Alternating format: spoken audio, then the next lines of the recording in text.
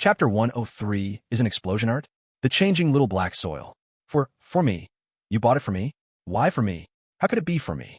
Kuratsuchi stammered, her expression growing stranger and stranger. Then, a strong sense of shame suddenly welled up within her. I won't forgive you that easily. Kuratsuchi still maintained her stubborn facade, turning her head and saying haltingly. There was no response. Kuratsuchi looked back at Rinso's position, only to find that Rinso had already left. He hadn't been listening to her at all. Damn it! Kuratsuchi stomped her foot and left in a huff. So beautiful. This is art. Deidara gazed with infatuation at the explosions happening below in Iwagakure.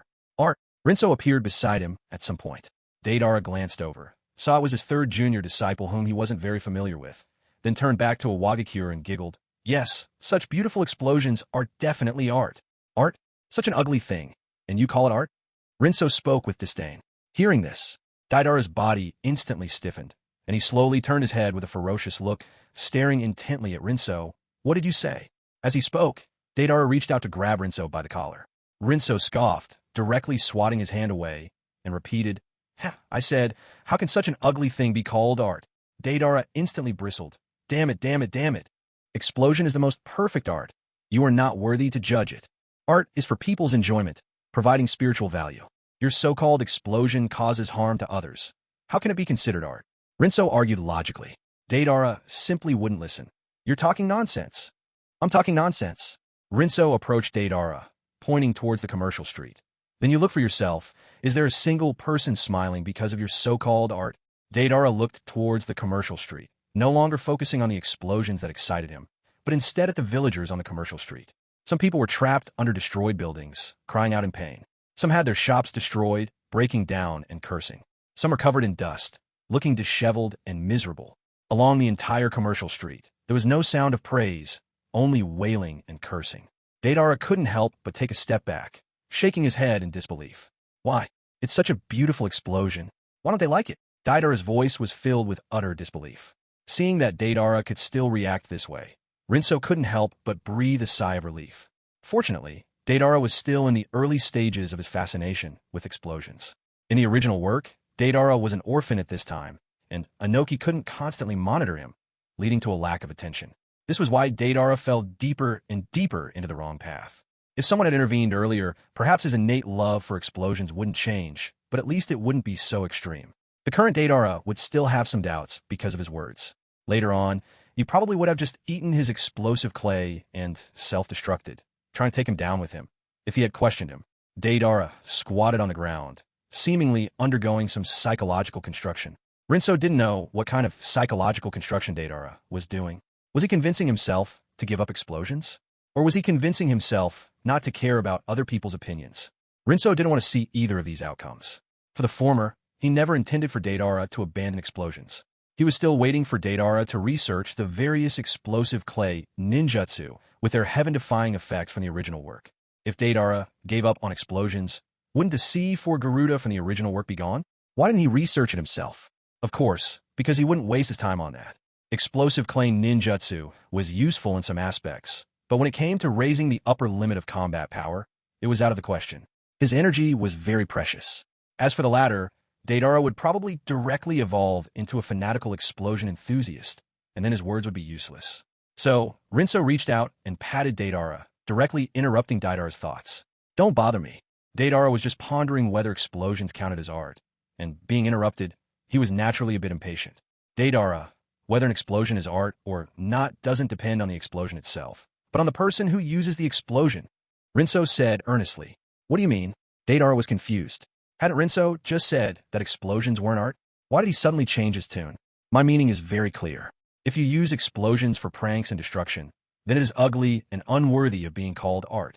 But if you use explosions to blast mountains for mining to improve the landscape, then the explosion is art. Something only you approve of is not art. It's self-entertainment. Something that everyone approves of, that is art. I've said all I have to say. Think about it carefully.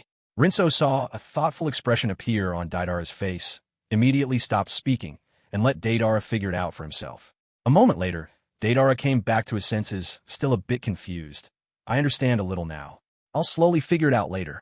With that, Deidara left directly. Rinso didn't stop him, muttering to himself. I hope it's somewhat useful. Then, he looked towards the commercial street. Under Daidar's explosions, it had completely ceased operation. Realizing that he wouldn't be able to go shopping, Rinso could only sigh and walk home. In the following days, Rinso spent a very peaceful few days. Daidara seemed to be genuinely contemplating whether explosions were art and hadn't caused any trouble for several days. He even skipped Anoki's lessons.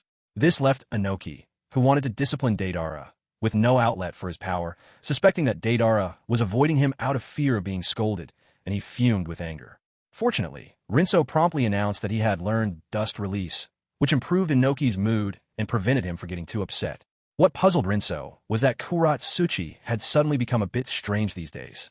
His attitude hadn't changed, and he hadn't done anything. Yet Kuratsuchi's attitude had suddenly shifted. It wasn't that she had become completely obedient and without complaint.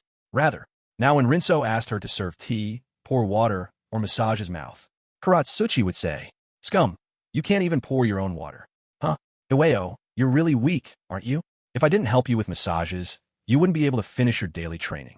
Seeing how weak Iwao you are, it's not impossible for me to reluctantly take care of you." While saying these things, she would willingly do his bidding, looking particularly smug. Rinso strongly suspected that Kuratsuchi might have developed some kind of mental illness, but he didn't actively point it out.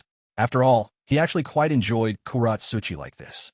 It was fine for her to complain, but her actions were much more efficient and attentive than before, and he didn't even have to threaten her with food, which was so much less hassle. In short, the Kuratsuchi training plan seemed to be progressing well. Chapter 1-0 for the 7th year after transmigrating. Happy times are always fleeting. In a flash, it had already been Rinso's 7th year since transmigrating. Yes, in the blink of an eye, a year had passed. Through his efforts, all 4 of his pseudonyms had established themselves in their respective shinobi villages. The earliest pseudonym was in Hidden Cloud Village. After first acknowledging Samui as his older sister, his social circle directly ascended, entering the core of Hidden Cloud Village. The Linsheng pseudonym didn't cause any major incidents during these years. However, he made steady progress, and, as time passed, his identity gradually gained recognition. And 4th Reikage, AI was also willing to nurture him more. Although there wasn't much to teach about swordsmanship, he didn't hold back at all with lightning release ninjutsu, allowing Rinso to learn many of Hidden Cloud Village's lightning release ninjutsu. Furthermore, combining it with his own swordsmanship, he developed Nintai Jutsu, attaching lightning release chakra to his sword, greatly increasing attack speed and penetration, somewhat similar to Sasuke's Chidori blade. Most notably, because his identity was recognized, his time spent with 4th Reikage, AI, increased. As time went on, he successfully picked up the long-desired lightning release chakra mode from AI. This Nintai Jutsu, despite only being B rank in difficulty, contained many intricate details and ingenious ideas. Rinso used it to directly overcome several difficult points in his self-created Nintai Jutsu that had troubled him for a long time. Currently, the Nintai Jutsu has been fully created. It combined the taijutsu experience of Kakashi, Might Guy, and Shursui. It referenced the 8 inner gates formation and lightning release chakra mode, plus Rinso's own desired effect of accelerating physical growth. Ultimately, the Nintai Jutsu, named Liberation, by Rinso successfully came into existence. Liberation has no realm divisions. Once activated, the body's limitations are entirely subject to one's will, unlike the 8 inner gates formation, which can only unlock limitations gate by gate.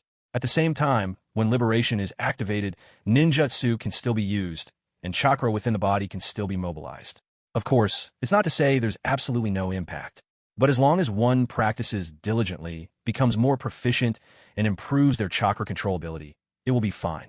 As for Rinso himself, ever since he fused with Sakura's chakra control talent, he has never had any problems in this regard. Finally, and most importantly, when Liberation is activated, body cells will accelerate division, and the body will age faster. The deeper the level of Liberation, the faster the aging. This is considered a side effect of Liberation. But for Rinso, this was his goal. He wasn't afraid of living a shorter life in the future. He was only afraid of slow power progression. As long as his power increased, he would have plenty of ways to extend his lifespan and even achieve immortality in the future. Therefore, after creating Liberation, Rinso always maintained a shallow level of Liberation, with his body's aging, or rather, growth rate, being approximately double the normal speed. This situation, coupled with Rinso's naturally accelerated growth. Now at 7 years old, he looked similar to a 12-year-old child who had graduated from the Ninja Academy. In a few more years, he might even catch up to Shursui. With a Lin Sheng pseudonym in Hidden Cloud Village being so promising, his other pseudonyms were also not to be outdone. In Hidden Mist Village, the Kiri pseudonym. Firstly, he consistently maintained the top spot in his grade, earning some renown. Secondly, throughout this time, he also maintained contact with Meitarumi, subtly showing a trend toward becoming Meitarumi-esque confidant. Meitarumi had secretly said more than once that as long as Rinso was willing to truly join Hidden Mist Village, once she became Mizukage, she would immediately make Rinso a Mizukage guard, and a few years later, make him the 6th Mizukage. Although these words seemed like a grand promise, considering that in the original work, Meitarumi did indeed step down and hand over to Chojuro, even though she clearly still had strength to spare. Rinso felt that there might actually be some truth to her words. Besides his status, the Kiri pseudonym, having been in Hidden Mist Village for so long, had learned a great deal of water-release ninjutsu from Meitarumi. He had also mastered techniques like Hidden Mist Jutsu and silent killing. There was nothing he could do. His talent was there, Meitarumi was willing to teach, and he learned it as soon as he studied it. It was just that the more this happened, the more Rinso felt that it might be difficult for him to leave Hidden Mist Village. Or rather, he seemed to have no desire to leave any of the 4 great shinobi villages. Even to the point where, whenever Rinso was in Hidden Sand Village in Awagakure, he would have the urge to display wood release and plant trees to stabilize the sand. Rinso thought that perhaps after his pseudonyms were exposed, he would go and stabilize the sand in Hidden Sand Village. Oh right, the Suanao pseudonym in Hidden Sand Village. This past year or so had also been quite fruitful, because the time Rinso's main body spent in Hidden Sand Village was second only to the time spent in Konoha. So he had picked up almost everything worth dropping from Gaara, Kankuro, and Temari. Kankuro's puppet ninjutsu talent, Temari's wind release talent. Although they were all icing on the cake, these talents would stack, so even if their talents weren't too strong, fusing them was still a net gain. As for Gaara, he was even more generous. He directly dropped his ninjutsu talent and sand control talent. It could be said that, except for the sand manipulation jutsu created by the second Kazekage, which Gaara didn't drop, all other valuable drops were acquired. Especially the ninjutsu talent. Rinso himself was already strong enough, and later he fused with the ninjutsu talent of geniuses like Kakashi.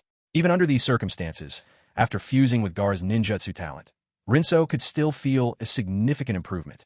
Especially, Rinso slowly discovered that, among the dropped items, ninjutsu talent and ninjutsu development talent were not of equal standing, but rather a hierarchical relationship, just like physical talent and physical endurance. Physical talent itself includes physical endurance. The same principle applies to ninjutsu talent and ninjutsu development talent. Ninjutsu talent encompasses ninjutsu development talent. In other words, he had actually unknowingly fused with the ninjutsu development talent of Kakashi, Gaara, and others long ago. The direct change was that Rinso felt that even if he casually conceived a ninjutsu, he would have the ability to create it. For example, a ninjutsu that suddenly makes enemies feel the urge to defecate, Rinso felt he could develop it with some time. Of course, he certainly wouldn't spend his energy on such a boring ninjutsu. With such ninjutsu talent, he was still thinking about the people around him, especially the girls. He had long wanted to custom-make several powerful ninjutsu for them according to their individual talents. For example, Tintin's spacetime talent, Ino's release talent. He guaranteed that all of them would have Kaga-level expert strength. This was not impossible. Just like Sakura, chakra control talent is indeed a good thing, but it doesn't really help much in improving strength. If it weren't for Tsunade, who created a series of ninjutsu before her, Sakura would at most be an excellent doctor and would absolutely not become a Kaga-level expert. Therefore, if Sakura could do it, then Tintin and Ino only lacked a suitable ninjutsu. Chapter 105, A small group gathers, Lin Sheng and Kai's sparring. Konoha Training Ground. A familiar place, a familiar location. Because the Ninja Academy was on holiday, the small group, led by Rinso, finally reunited. Rinso-kun, Tintin, who hadn't been able to be with Rinso for a long time, greeted him with a big hug. Rinso also stretched out his hand and patted Tintin's back in response. Because he grew too fast, even though he was a year younger than Tintin, he now looked as if he was many years older than her. Rinso-kun is growing so fast. He won't turn into a giant, will he? Tintin released him contentedly, a little worried. Rinso habitually ruffled her hair and said with a smile, I'm growing fast, but there's a limit. I won't grow past a certain point. Tintin seemed to understand and nodded. I see. That's good then. Are you done chatting? Yakumo suddenly spoke, walking over with a smile and cutting in directly, separating Rinso and Tintin. Rinso immediately knew Yakumo was unhappy and helplessly ruffled Yakumo's head as well. Yakumo, you go train with him first. I have something to tell Tenten. Is it very important? Yakumo turned her head and asked earnestly. Rinso nodded. Yes, very important. Okay, I understand. Yakumo didn't act up and walked away obediently. However, she didn't go to train, but just sat on a nearby bench, staring motionlessly at Rinso and Tenten. Yakumo is really something. Her possessiveness towards you is getting stronger and stronger, even though I was the first one to know you, Tenten complained, a little annoyed.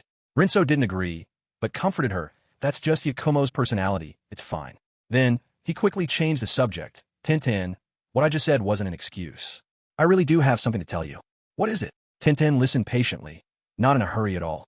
Anyway, she didn't come to the training ground just to train. She wished Rinso would spend more time with her. From now on, learn ninjutsu with me, Rinso invited. Learn ninjutsu? Tenten scratched her head. Isn't it a bit too early? Tenten felt that she didn't need to learn ninjutsu so early. Many people in her grade couldn't even throw shuriken or kunai, while she was already very proficient. Learning ninjutsu a few years later wouldn't be too late, right? Hearing Tenten's lack of strong desire, Rinso feigned a sigh. I see. Tenten, if you had agreed, we would have had more opportunities to meet. What a pity. Tenten's eyes widened. She immediately reacted and shook her head vigorously. I'll learn. I didn't say I wouldn't. Rinso-kun, teach me ninjutsu. Rinso's lips curved into a smile, having already mastered the method of handling Tenten. Since you've agreed, Tenten, you must persevere. Remember to come train with me every day after school. Okay. Thinking of being with Rinso every day, Tenten broke into a silly smile. He ruffled Tenten's head. Rinso then found Ino and Hinata. Using the same tactics, both girls agreed. As for Yakumo and Karen was because of what she had said that day. Rinso consciously kept his distance. As for Yakumo, he felt there was no need. He asked Tenten and the other two to learn ninjutsu with him essentially because their strength limits were low, and he wanted to tailor suitable ninjutsu for them. But what about Yakumo? As long as her physical fitness could keep up, her mental talent was there, and her strength limit would definitely be the highest among them. Therefore, after arranging with the three girls to train together every day after school, Rinso didn't think of telling Yakumo about it and immediately began his training for the day. No, rather than training. It was more like sparring. Sparring with Might Guy, Kakashi, and Shursui. After all, with his current strength, ordinary training yielded very little effect. To improve his strength, he could only rely on combat. Might Guy, let's spar. Rinso invited Might Guy. Might Guy grinned. Alright, your nin taijutsu should be fully developed by now. It's a good chance for me to test your current taijutsu. Then let's go. The sparring began immediately. The two immediately went to the open ground, standing on opposite sides. Kakashi, Shursui, Sasuke, Naruto, everyone gathered around, eager to watch the excitement. Sasuke was even a little excited. Is the sparring about to start? I wonder what level Rinso's strength has reached. I also wonder if I, who awakened a Sharingan, could defeat him after more than a year of training, Sasuke said, extremely confident in his Sharingan. Beside him, Naruto couldn't help but say, how is that possible? Sasuke, you can't defeat Big Brother Rinso. You're not even as good as me. What did you say? How could I be inferior to you? I'm the second in our grade. Sasuke instantly exploded. Naruto lifted his head, looking smug. I was second in the entrance exam. Second in the grade. I was just letting you win. Letting me win? Damn it. Although he knew Naruto was talking nonsense, Sasuke couldn't refute the fact that he was inferior to Naruto in the entrance exam.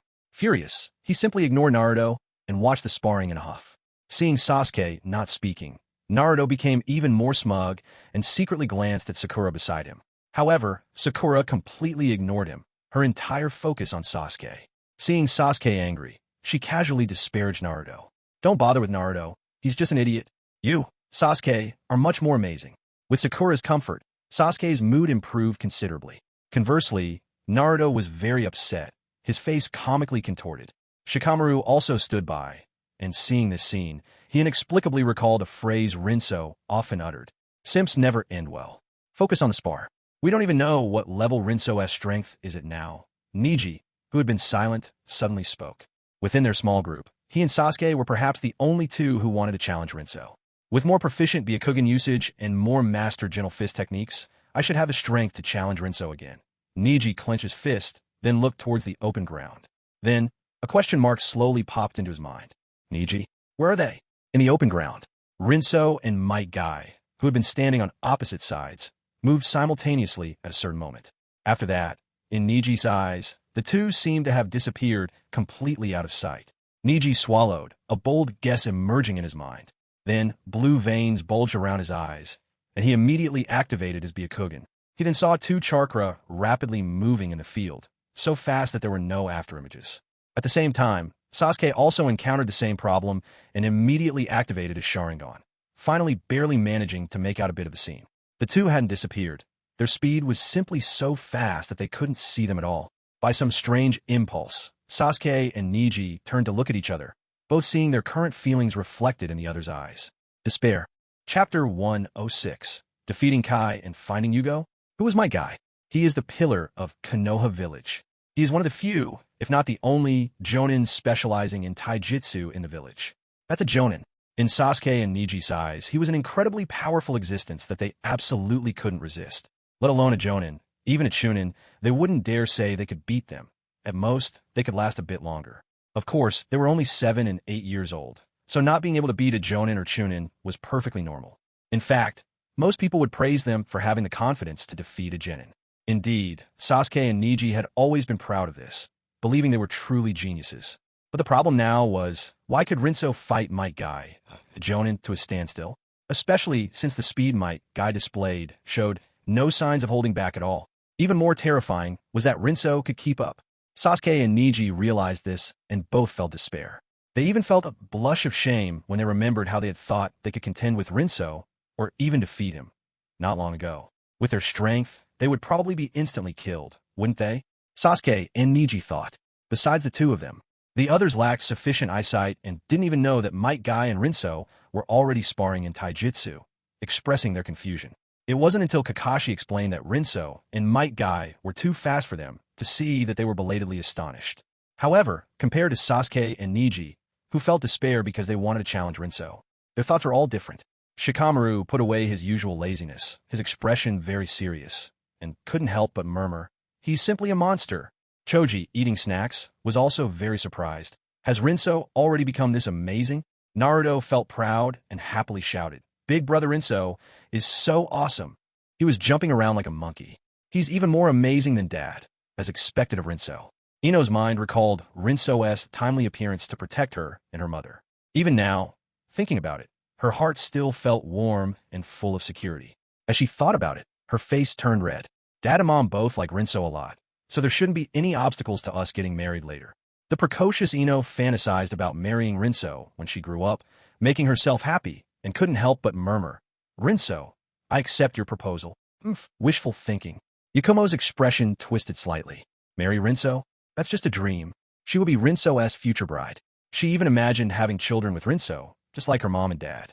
Yakumo remembered Rinso bustling about for her, bringing her into the small group. For her, he painstakingly researched sealing technique. Rinso valued her so much. She was the one who should become Rinso's bride. Rinso-kun. Hinata clasped her hands to her chest, her eyes hazy as she looked at the open space. She also began her own recollection. Their first meeting in the snow, when he helped her home. Their second encounter, when he helped her chase away bad guys and brought her into the small group. Later, to lift her house arrest, he challenged Niji and even got injured because of it.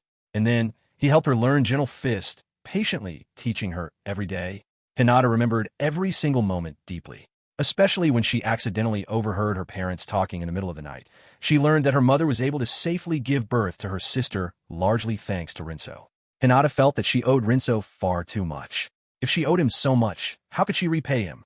Wouldn't she have to offer herself to him? Hinata secretly blushed, poking her fingers together, feeling that such a repayment would actually be a reward. In the open space, Rinso, who was sparring with Might Guy, had no idea that his casual spar had led everyone in the small group to think so much. He really was just having casual spar. What was so surprising about having a casual fight with Might Guy, a jonin? He had fought Shikaku and Kaga-level experts before. However, Rinso had clearly forgotten that. No one knew about his fights with Shikaku and Kaga-level experts. In their eyes, he was still just a genius who needed to grow, not an already fully grown expert. In fact, in terms of physical fitness, Rinso still fit that description, even though he now didn't put Kaga-level experts and tailed beasts in his eyes. In terms of physical fitness alone, he was still far from even an ordinary jonin. The fact that he could fight Might Guy to a standstill now was all thanks to liberation, which boosted his physical abilities. Ultimately, physical fitness was still heavily dependent on age. If one wasn't old enough and their body hadn't fully developed, no matter how much they trained, their physical fitness wouldn't be too strong. The upper limit was there. Age had become his constraint. Fortunately, he had already created the Nintai-Jutsu Liberation, doubling his growth rate. He figured reaching his physical prime wouldn't be too far off. Konoha Whirlwind. Konoha Whirlwind. During one clash, Rinso and Might Guy simultaneously shouted their techniques, using the same move. Bang! After a loud bang, both figures simultaneously appeared in the open space, without injuries. Rinso and Might Guy spoke at the same time. Rinso, it's a draw. I lost. Might Guy showed his bright white teeth, still optimistic. I lost. Rinso, I can feel that you still have a lot of power you haven't used, and I've already gone all out. All out. Rinso smiled without speaking. His liberation wasn't at full power. Did Might Guy really go all out? Might Guy hadn't opened a single gate of the 8 inner gates formation. Might Guy in his normal state was already Jonin level strength. If he were to open the 8 gates, he could probably kick the entire Konoha out of existence. Come to think of it, Might Guy should actually be able to open the 8 gates by now, right? When 8 gates Might Guy came out, Rinso felt that unless he used Sharingan Jinjutsu or Flying Thunder God to escape, he would definitely not be Might Guy's opponent. Indeed, he still needed to train. Afternoon. The day's training was mostly over. Everyone had sweat a lot and put a lot of effort, especially Sasuke and Niji, who were clearly stimulated and directly doubled their training volume. Finally, they only stopped training when they collapsed on the ground from exhaustion. Fortunately, Rinso was Konoha's top medical ninja, and with mystical palm technique, he repaired their damaged internal tissues. Otherwise, if they continued to train like that, they would definitely ruin themselves. So, when they parted, Rinso specifically told Itachi, who came to pick up Sasuke, and Hinata, who was going back to her clan with Niji. He asked them to inform their elders to keep an eye on the two when they returned. As for himself, he walked home. However, before he even reached home, a familiar sensation came over him.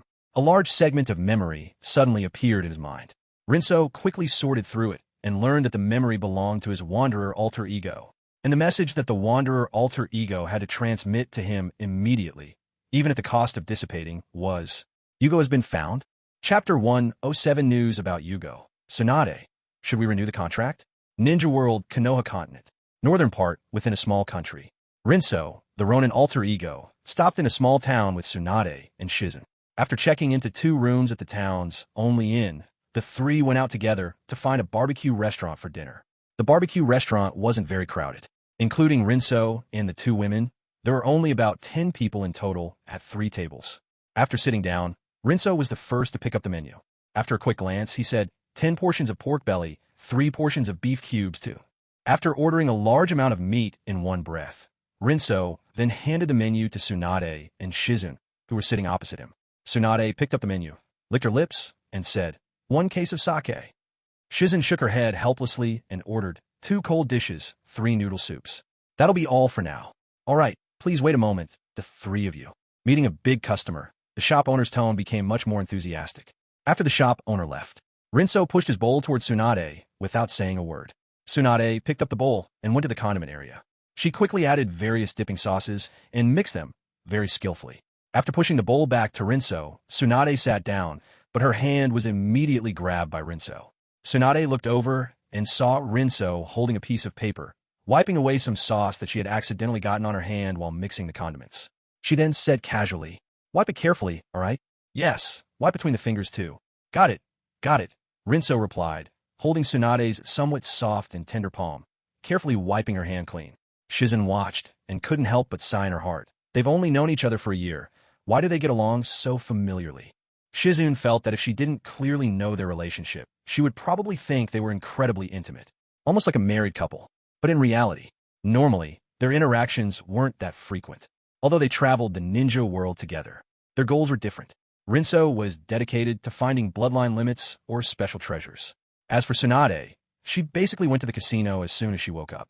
Occasionally, if she wasn't at the casino, it was because she had encountered a patient and was taking time to perform surgery. Finally, Tsunade would, every once in a while, perhaps a week or half a month, spontaneously teach Rinso medical and poison knowledge. Other than that, the two only spent time together during meals. Sometimes, Shizen felt that they were really in sync. Both loved traveling the ninja world, neither wanted to restrict the other, and their personalities were very compatible. At the same time, both were top-tier powerhouses, so there was no sense of inequality, and they got along very harmoniously. Finally, and most importantly, Rinso, he was very rich. Very rich. Very rich. Important things are said 3 times. Before meeting Rinso, Shizun had never imagined that writing books could earn so much money. Volume 5, Volume 6, Volume 7, Volume 8.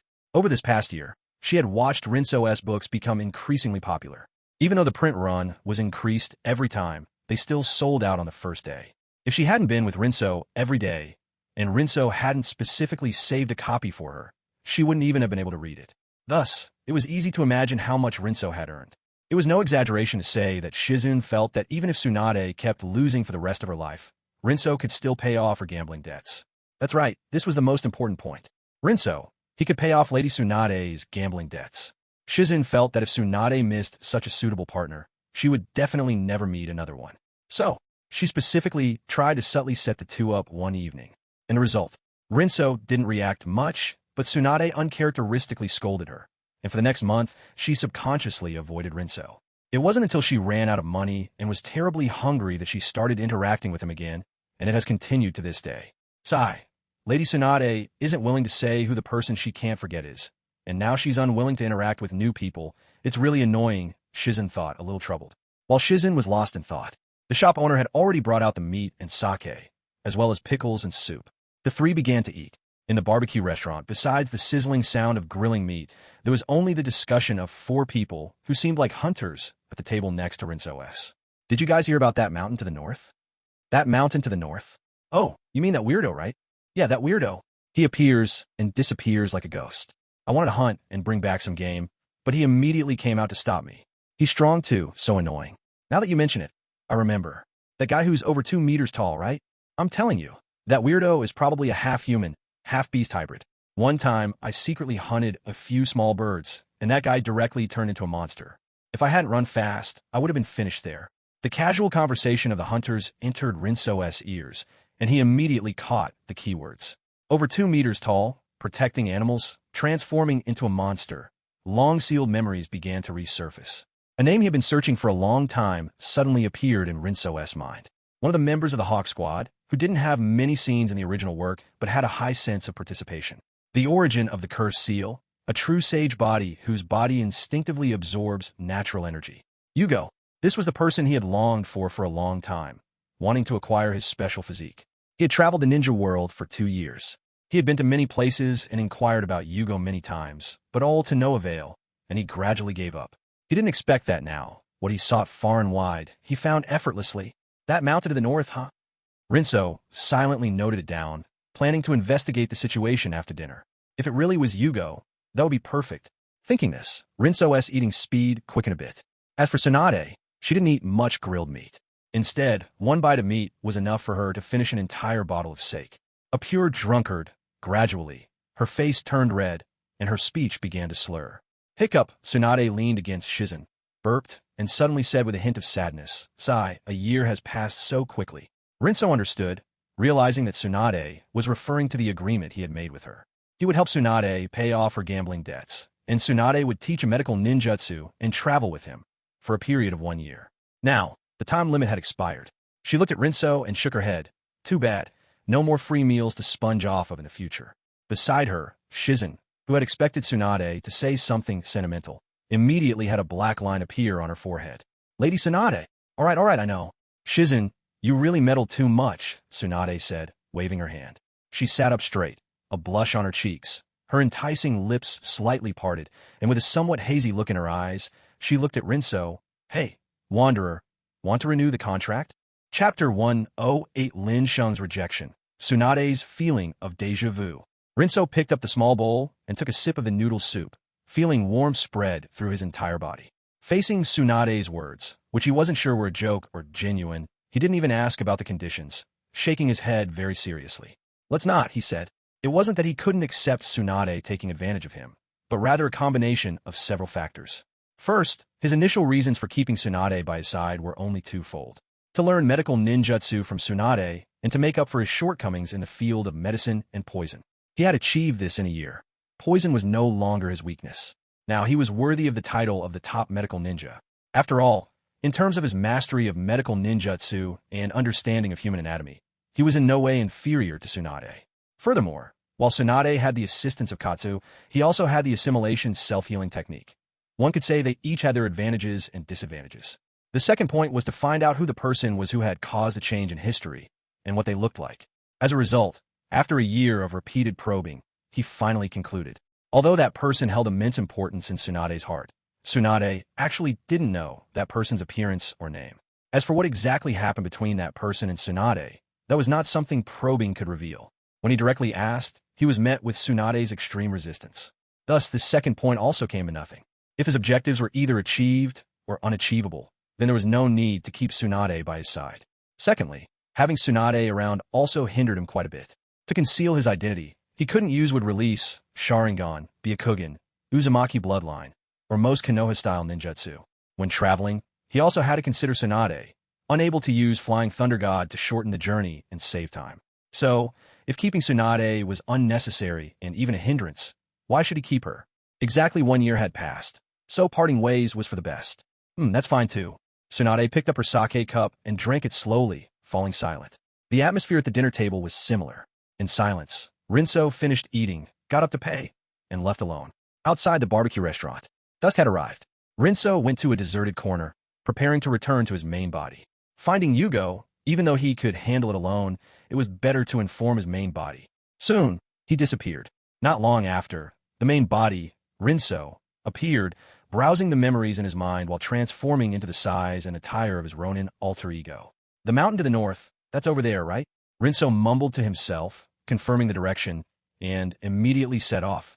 Inside the barbecue restaurant, Tsunade sipped her sake slowly, leaning on Shizen's shoulder, feeling a bit down. Shizen saw this and couldn't help but probe. Lady Tsunade, are you reluctant to part? What? Tsunade suddenly stood up, shaking her head quickly. Reluctant about what? How could I be reluctant? Shizen was startled by Tsunade's reaction, her mind quickly turning. Because he treated you to free meals. After you part ways, you won't be able to have barbecue every day, right? Tsunade slowly sat back down in her chair, nodding dejectedly, right? Actually, I'm a little reluctant. After we part, I won't have money to buy sake every day. Shizen didn't expose Tsunade, understanding her deeply in her heart. After a year of acquaintance, she understood best how attractive a man like Rinso was to women. Gentle in nature, yet firm when necessary. He was wealthy and talented, and didn't mind being taken advantage of in the slightest. He was also extremely thoughtful. Shizen vaguely remembered. During the autumn equinox, Lady Tsunade missed her deceased younger brother and was in a low mood all day. When Rinso found out, he said nothing but took Tsunade on a shopping trip for a day, buying a pile of things, helping her briefly forget her sorrow. When Tsunade became sad again late at night, a flower, along with a card bearing comforting words, was discovered by Tsunade by her pillow. In all the years she had followed Tsunade, that was the only autumn equinox Shizen remembered Tsunade crying. It wasn't out of sadness. Shizen briefly put herself in Tsunade's shoes. If it were her, she would have absolutely been won over long ago. Although she could sense that Rinso hadn't actually intended to win her over, that all of this stemmed from his innate kindness and thoughtfulness. It was precisely because she understood this that Shizen found it even more precious. If beneath that mask was a very handsome face, I'm afraid women across the entire ninja world would be captivated by him, Shizen thought to herself. Of course, all of this was merely Shizen's thoughts. She didn't know. In Tsunade's eyes, what Rinso did was not a big deal. The deep-seated reluctance to part with Rinso was due to a sense of familiarity emanating from her subconscious. She always felt as if she had experienced this kind of interaction with Rinso a long time ago, especially when combined with Rinso's eyes. Those eyes made her unconsciously think of a certain person. Tsunade sighed, feeling a bit strange. Because she couldn't forget a certain person, she was reluctant to part with another. She was practically like a scumbag woman. Shizen, let's go. Tsunade pulled Shizen up, no longer in the mood to eat. Walking out of the barbecue restaurant, Tsunade, as if by some strange impulse, looked towards the mountains to the north. According to Rinso's hobby of seeking out special things and special people, he should have already set off by now. Shizen, come on, let's go get some fresh air to sober up. Walking in the mountain forest, the chirping of small birds filled his ears. The afternoon breeze blew, bringing a refreshing coolness that cleared Rinso's mind considerably. Surveying the mountain forest of unknown size, Rinso sat cross-legged and first covered his body with a layer of chakra cloak. Then he began to use his soul perception to search the entire mountain forest. Soon, under the powerful soul perception, the entire mountain forest had nowhere to hide. In Rinso's perception, Outside a certain cave in the mountain forest, a somewhat unusual tall soul was playing with a group of small birds. Through its soul outline, Rinso almost immediately determined that this person was definitely Yugo. A smile on his lips, Rinso eagerly set off, heading towards his destination. Lady Tsunade, didn't you say we came to get some fresh air? Why are we following footprints? And these should be Mr. Ronin's footprints, right? Shizen followed Tsunade all the way to the mountain forest, but found that Tsunade seemed to be purposefully searching for something. And upon closer inspection, she discovered Tsunade was following footprints, immediately feeling a bit helpless. Cough, cough. I just want to see what he's doing here to watch the excitement. It's nothing, Tsunade said. Sigh. As you wish, Shizen didn't bother to argue. The two continued on, following the footprints Rinso left, all the way to outside a cave. Passing through a few large trees, it suddenly opened up, and they immediately saw Rinso doing something to a man over 2 meters tall who was lying on the ground. It seemed the man lying on the ground was injured. Rinso was squeezing a drop of blood from his fingertip, then performing a medical ninjutsu. Tsunade watched from a distance, a strong sense of déjà vu rising in her heart. She felt as if she had seen this ninjutsu before. Chapter 109, Subduing Yugo, Tsunade's Missed Opportunity. Minutes ago, Rinso pushed aside the grass and finally saw the person he had been longing for. Outside the cave, Yugo, over 2 meters tall, squatted on the ground, gently stroking the head of a small, snow-white dog in front of him. Goodbye, little dog, don't follow me in.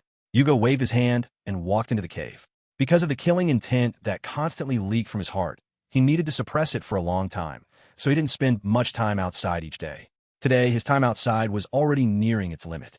With his back to the afterglow of the setting sun, Yugo walked into the cave, but suddenly heard a call from behind him. Yugo! Yugo's body stiffened, but he didn't stop. Instead, he sped up his return to the cave. The killing intent in his heart was about to become uncontrollable. No, don't follow me. Yugo issued a warning, clinging to his last shred of sanity. Unexpectedly, the warning had no effect. After he finished speaking, the man who had called out walked quickly forward and placed a hand on his shoulder. The physical touch became the last straw that broke the camel's back. The enormous killing intent in his heart could no longer be suppressed. It all burst out in that instant. I'll kill you. Black, tadpole-like strange patterns began to spread across Yugo's body, almost instantly covering half of him. His originally kind eyes now transformed into beastly eyes with black pupils and yellow irises, filled with killing intent. I'll kill you. Whoosh. Yugo swung his fist with all his might, the force of the punch whistling past Rinso's cheek. Seeing this, Rinso slightly raised his gaze, his terrifying dynamic vision allowing him to react instantly. He lightly raised his right arm, easily deflecting Yugo's punch. Then, chakra gathered in his left hand. Chakra scalpel. With lightning speed, Rinso directly severed Yugo's tendon tissue, causing Yugo's pupils to widen slightly and his body to instantly lose vitality. Thud. Yugo fell to the ground, looking at Rinso with wild eyes. Rinso was about to speak, thinking he could finally have a moment of conversation. Unexpectedly, in just a few seconds, Yugo had already recovered his tendon tissue and was swinging his fists again. Fist. Rinso frowned slightly. It seems I need to be a bit harsher. Saying that, he raised his hand, and chakra rapidly spun in his palm. A ninjutsu, representing the ultimate in chakra shape transformation. CLS A-rank ninjutsu, Rasengan. Boom! The Rasengan, imbued with powerful force, was pressed by Rinso onto Yugo's abdomen. In just an instant, the Rasengan's powerful explosive force blasted a head-sized hole through Yugo's waist and abdomen. Under the horrific injury, Yugo's killing intent gradually receded, and he said weakly, "Who are you? Are you here to seek revenge on me for someone?" Rinso shook his head. "No, I'm not here for revenge. I'm here to save a kind soul trapped in hell. Are you willing to let me save you?" Facing Rinso's invitation, Yugo stared into Rinso's deep, starlit eyes, and his mind inexplicably calmed. He gave a bitter smile, glanced at his abdomen, and said weakly, "But I think I'm dying." Rinso cleared his throat, realizing he had been too heavy-handed, and said, "I can heal you." Saying that, Rinso bit his fingertip, and blood dripped onto Yugo's wound. Assimilation self-healing technique activate. Instantly, the wound on Yugo's abdomen began to self-heal, with granulation tissue and new skin visibly growing. In just a breath's time, it had completely healed. The terrifying healing speed made Yugo show a surprised expression. The assimilation self-healing technique, using Rinso's blood as a catalyst, allows the recipient to possess his self-healing ability. Now, As Rinso's body grows, his self-healing ability is also growing and has now reached a terrifying degree. Consequently, the effect of the assimilation self-healing technique has also become extremely heaven-defying. Crack! The sound of a dry branch being stepped on came from not far away. Rinso looked up and saw Shizen supporting Lady Tsunade, whose expression seemed a bit off, and he was not surprised. With his perception ability, how could he not sense the two of them? He just didn't intend to hide, so he didn't drive them away. However, while he didn't think much of it, Shizen was the first to feel embarrassed, supporting Lady Tsunade and awkwardly laughing. Aha! What a coincidence! Lady Tsunade said she came to enjoy the breeze, and we just happened to meet like this. Rinso didn't expose them, nodding, so that's how it is. Then you two continue to enjoy the breeze. Saying that, he looked at Yugo, who had recovered as before, and invited him. Yugo, are you willing to come with me? Yugo stared into Rinso's deep eyes for a while, his mind becoming peaceful again, and then he showed a sincere expression. Please allow me to follow you. Good, then come with me. Rinso smiled, took Yugo, and left, passing by Lady Tsunade and Shizen. After Rinso and Yugo left, Shizen awkwardly shook Lady Tsunade and said vexedly, Lady Tsunade, we were discovered? How embarrassing. Lady Tsunade ignored Shizen, her mind filled with the image of Rinso performing ninjutsu just now. She recalled it carefully, but couldn't remember where she had seen it before. It wasn't until that unforgettable figure flashed in her mind that she suddenly remembered that ninjutsu. She had only seen that person use it. But the question was, how could Rinso? Did she see wrong? Was Rinso actually using a similar ninjutsu? Lady Tsunade, having drunk alcohol, saw double and her thoughts were not very agile, so she dared not make a rash judgment. As she pondered, carried by the mountain breeze, Lady Tsunade leaned directly on Shizen's shoulder and fell asleep. Sigh. Shizen let out a helpless sigh like an old mother, carried Lady Tsunade on her back, her neck buried in the mountain, and walked towards the inn in the small town. Chirp, chirp. On the big tree outside the inn, the resting little birds chirped loudly. In the inn room, Lady Tsunade rubbed her somewhat swollen and aching head, slowly recalling yesterday's memories. Eating at the barbecue restaurant, the one-year contract period ended, driven by a strange impulse to find Rinso. Seeing Rinso perform ninjutsu. Ninjutsu! Lady Tsunade sat up abruptly, the bedding sliding off, revealing her proud figure in a loose nightgown. Her mind fully restored and normal. Lady Tsunade re-examined yesterday's memories and shouted excitedly. That ninjutsu, it was definitely him. Lady Tsunade, outside the room, Shizen walked in, concerned. Is something wrong? Lady Tsunade nodded quickly. Yes. Something's wrong. Something big is wrong. Her tone was more urgent than ever. Where did that wanderer go? No matter what, he's definitely connected to that person. Call him over. Shizen didn't move, showing a somewhat bewildered expression. Lady Tsunade, an hour ago, he already left with that man named Yugo. Chapter 1, 10 Journey to the Land of Rice Fields, the Iwagakure Incident, and the possibility of subduing Kabuto Yakushi. Inside a city, in a tavern within the city. Achoo. Rinso sat in his seat, rubbing his nose, and muttered to himself, Is someone talking about me? It wasn't surprising he thought that, as with so many powerful bloodlines, especially the Senju and Uzumaki bloodline, he hadn't fallen ill since, and sneezing was extremely rare for him. After thinking about the people who might be talking about him, Rinso came to a conclusion. Tsunade, or Shizen. He had a shadow clone in all 5 ninja villages, and anyone who might be talking about him could see him, so they shouldn't be talking about him so intensely. Given that he had just parted ways with Tsunade and Shizun, it wasn't hard to guess. However, Rinso didn't blindly believe in such metaphysics, so he just thought about it for a moment and then dismissed it. He had more important matters to attend to now. For example, finding Orochimaru. Sir, we have found the merchant caravan passing through the land of rice fields, Yugo said respectfully, walking up to Rinso. Rinso smiled and nodded. Yugo, well done. Yugo gave a simple, honest laugh. Thank you for the praise, sir. It's because you helped me control my emotions. Otherwise, I wouldn't have been able to interact with others. I use chakra to suppress your absorption of natural energy, but it's ultimately a temporary solution. This time, in the land of rice fields, the person I'm looking for should have a way to completely cure it. Yes, Yugo nodded respectfully, feeling happier than ever before.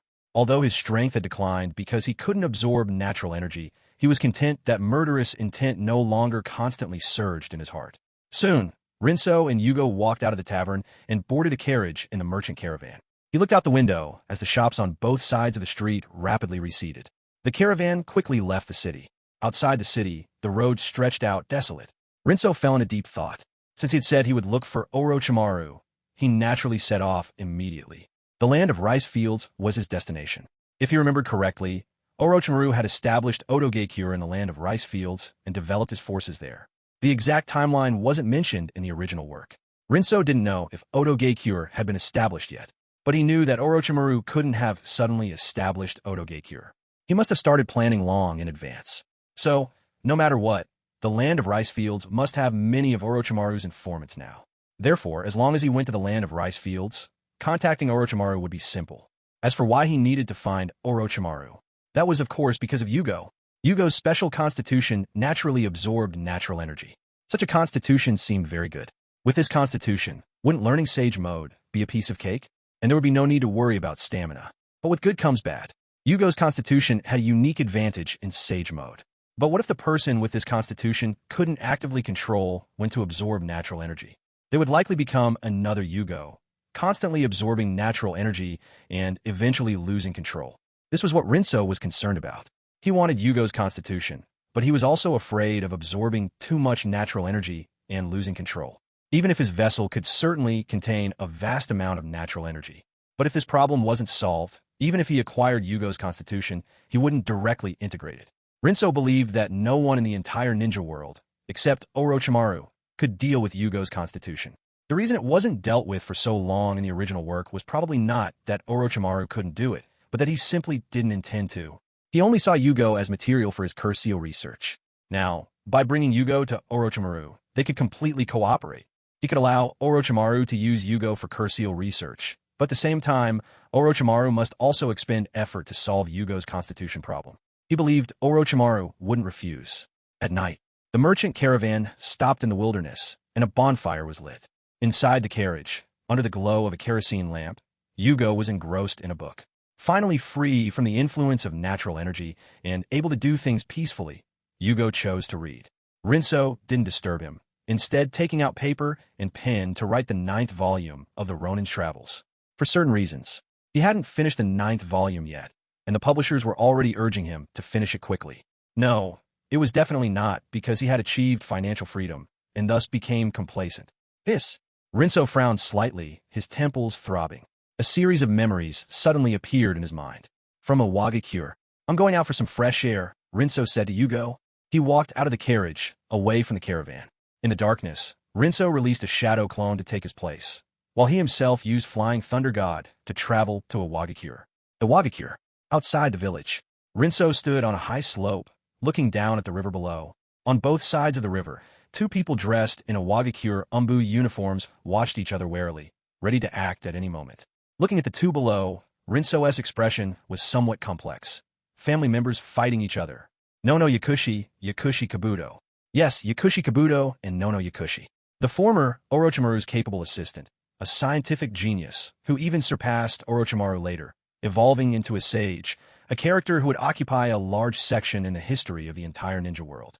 The latter, the director of the Konoha orphanage, the most important person in Yakushi Kabuto's heart, was accidentally killed by him. Rinso recalled the original work, and the plot concerning the two became increasingly clear. Nono Yakushi took Kabuto into the orphanage when he was 6, caring for him greatly and teaching him medical ninjutsu. When Kabuto was 9, his use of medical ninjutsu to save someone led to him being discovered by Orochimaru. Thus, the wheels of fate turned, and Kabuto was sent by Danzo to various ninja villages as a spy. At the age of 14, while spying in Owagakure, he was assassinated.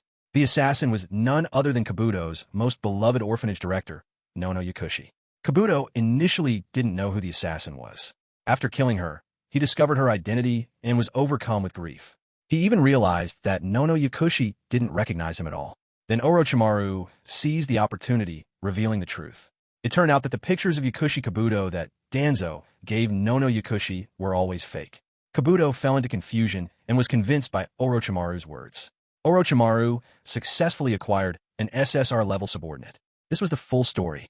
Rinso had thought that because of him, Danzo was imprisoned, and all of this wouldn't happen. But reality was unpredictable. Without Danzo, the spy mission still didn't stop. The two continued to work as spies, and without Danzo's orders, they could only remain in hiding. Due to a single oversight, Nono Yakushi accidentally exposed her identity. Coincidentally, Yakushi Kabuto was one of the pursuers sent. Even more coincidentally, the two ran into each other. An event similar to the original work, just a year later due to my butterfly effect. If Orochimaru could recruit Yakushi Kabuto, why can't I? Rinso thought to himself, standing on the high ground. Chapter 1:11 Rescuing Yakushi Nono and Subduing Yakushi Kabuto. On both sides of the river, Yakushi Kabuto looked at the masked person across the river, his heart filled with vigilance. He hadn't expected to encounter this spy by chance, despite so many people hunting him down. He scrutinized the person across from him, unsure which village had sent this spy to Iwagakure. If he was from Konoha, then perhaps he could have spared his life. But unfortunately, he dared not gamble. One misstep, and he might implicate himself, which would be bad. Alas, the Konoha contact hasn't appeared for a long time, and I don't know what good these years of undercover work have done. Yakushi Kabuto sighed inwardly, a gentle figure surfacing in his mind. The orphanage director, Nono Yakushi, the woman who was more like a mother to him. However, because Konoha had been slow to send someone for a rendezvous, he hadn't received any news from her for a long time. Perhaps I should secretly go back and take a look, Yakushi Kabuto thought, even contemplating abandoning his mission without authorization. Across the river, Nono Yakushi didn't know Kabuto's identity, even though Kabuto wasn't wearing a mask. Gripping a shuriken, she noticed Yakushi Kabuto seemed lost in thought, a momentary distraction, and she lunged forward. Whoosh! The shuriken cut through the night sky, heading straight for Yakushi Kabuto's chest. Sensing the killing blow, a cold glint appeared in Kabuto's eyes. Chakra gathered in his hands. A chakra scalpel formed, and under the overwhelming power, it struck first despite being launched later, slicing across Nono Yakushi's abdomen. Thud! Nono Yakushi immediately fell to the ground, her body landing in the small river, half covered by its shallow waters. Kabuto retracted his chakra and turned to leave. He didn't want the credit for killing a spy. That would draw attention to him. As a spy, he had to avoid standing out. However, perhaps a subconscious urge made him connect Nono Yakushi's figure to someone. As if by a strange impulse, he walked over to the dying spy and removed her mask. Beneath the mask, the gentle face that had always worn a smile in Kabuto's memory was now ashen white, faint streaks of blood emerging from the corners of her mouth, and her pupils began to dilate. The moment he recognized the face before him, before his brain could even react, his body began to twitch and tremble instinctively. He had killed the director. Director! Kabuto screamed, disregarding everything, his eyes filled with an unprecedented panic. All his chakra gathered in his hands, fully activating the mystical palm technique. But his attack had been too swift and too brutal. Nono Yakushi's intestines were ruptured, her life force rapidly draining away, and the meager effects of the mystical palm technique could only uselessly prolong her impending death. No, don't die, director, Kabuto pleaded repeatedly. However, what he received in return was Nono Yakushi's confused gaze from beneath the mask, and, who are you? Kabuto froze on the spot, his pupils shrinking to a pinprick, his psychological defenses completely shattered. His hands dropped powerlessly, stopping the mystical palm technique. He had only one thought at that moment. Why doesn't the director recognize me? Want to know why she doesn't recognize you? A young man's voice sounded beside Yakushi Kabuto. Kabuto stiffly turned his head to look at the newcomer. A black mask covered the lower half of his face, revealing a pair of bright, black eyes, and his presence was imposing. Kabuto quickly assessed that the person before him was stronger than him. Who are you? Kabuto asked defensively. Rinso ignored him, simply walking towards Nono Yakushi. Kabuto instinctively moved to block him, stopping him and saying, "What are you doing?" Rinso exerted a slight force, then pushed Kabuto aside, calmly stating, "If you block me any longer, she will surely die." Kabuto immediately stopped his actions. Although he didn't know who Rinso was or what his intentions were, at this moment, he had no choice but to trust him. A very wise choice. Rinso praised simply, then skillfully performed the assimilation self-healing technique. Soon, blood dripped, chakra was injected, and Nono Yakushi's face, which had been growing paler, gradually regained its color. Her internal organs and skin rapidly completed self-healing, making it impossible to tell that Nono Yakushi had been on the verge of death just a short while ago. Cough, cough. Nono Yakushi sat up, coughing out some organ fragments, which actually improved her complexion even further. She glanced at Yakushi Kabuto, then thanked Rinso. "Thank you." Then, she ran off without looking back. Seeing this, Yakushi Kabuto instinctively reached out a hand, but immediately withdrew it. With a dejected expression, he thought, the director doesn't recognize me now. So even if I stopped her, what would be the point? Do you want to know why Nono Yakushi doesn't recognize you, Yakushi? Kabuto. Rinso.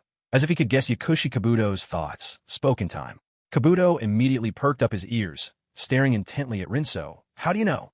That's not important. Just tell me if you want to know. Yes. Yakushi Kabuto was extremely resolute. Rinso expressed satisfaction with Kabuto's attitude and concisely said, both you and Nono Yakushi were sent by Danzo to be spies. Because you and she were too outstanding and knew too much, Danzo wanted to eliminate you both. It was only due to a series of coincidences that the plan wasn't fully executed. As a result, you and Nono Yakushi, still due to coincidence, arrived at this scene of mutual slaughter. As for why she doesn't recognize you, it's because the photos Danzo sent her didn't have your face in them, so she couldn't recognize you. According to Lord Danzo's plan, she would receive a mission to assassinate you, and no matter who died, the other would also be dealt with. Rinso spoke clearly, but the amount of information contained was immense. Fortunately, Kabuto was extremely intelligent and quickly understood the whole story, immediately gritting his teeth. Danzo, I will not forget this great kindness. Is there anything you need me for? Yakushi Kabuto suppressed his emotions and respectfully spoke to Rinso.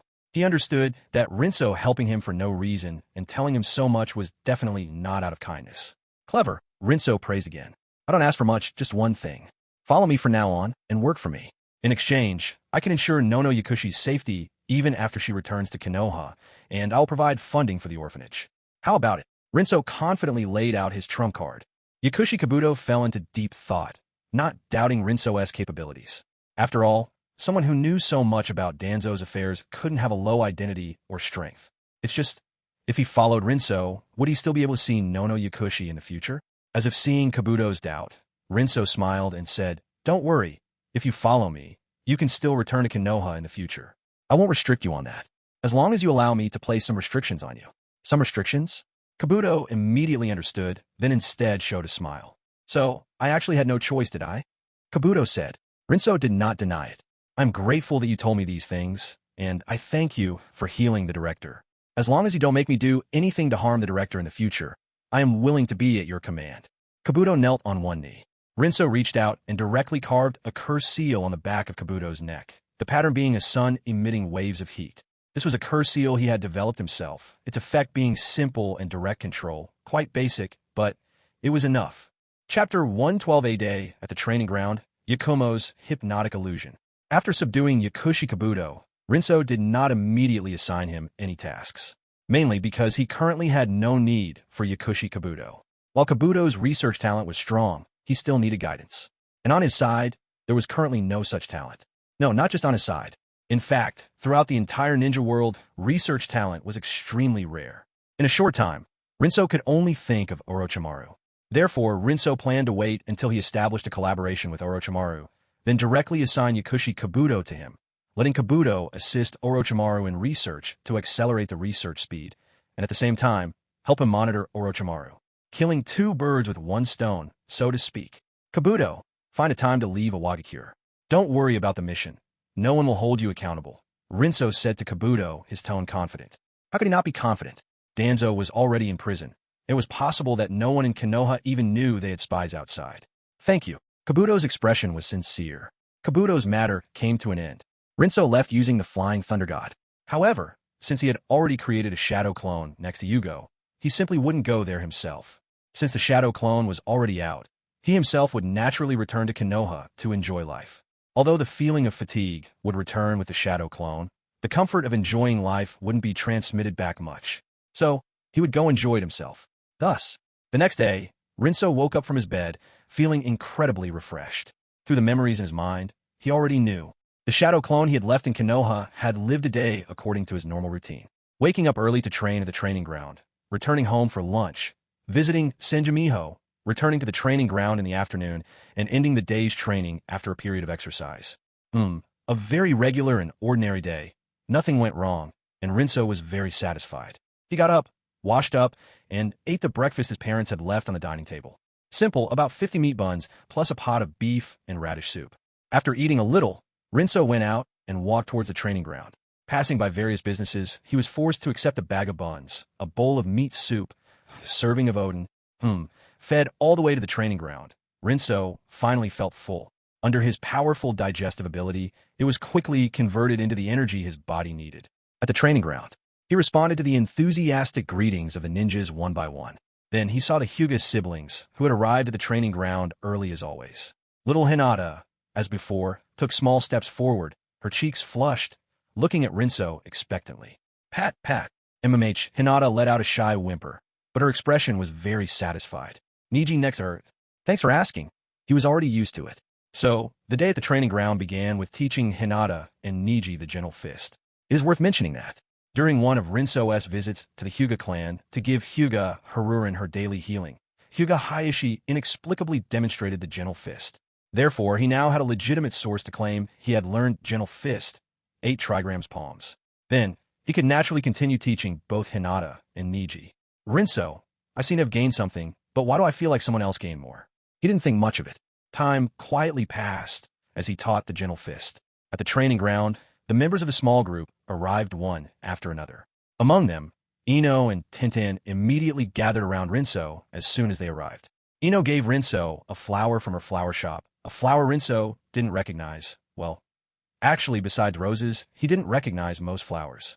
Rinso happily accepted it, and while he was thanking her, Tintin directly took out the meat bun she had bought, feeding them to Rinso one by one, then pouting and asking Rinso to teach her how to use ninja tools. Rinso, with low resistance to girls' pouts. As the saying goes, he who eats another's food is beholden to them, so he agreed to Tintin's request.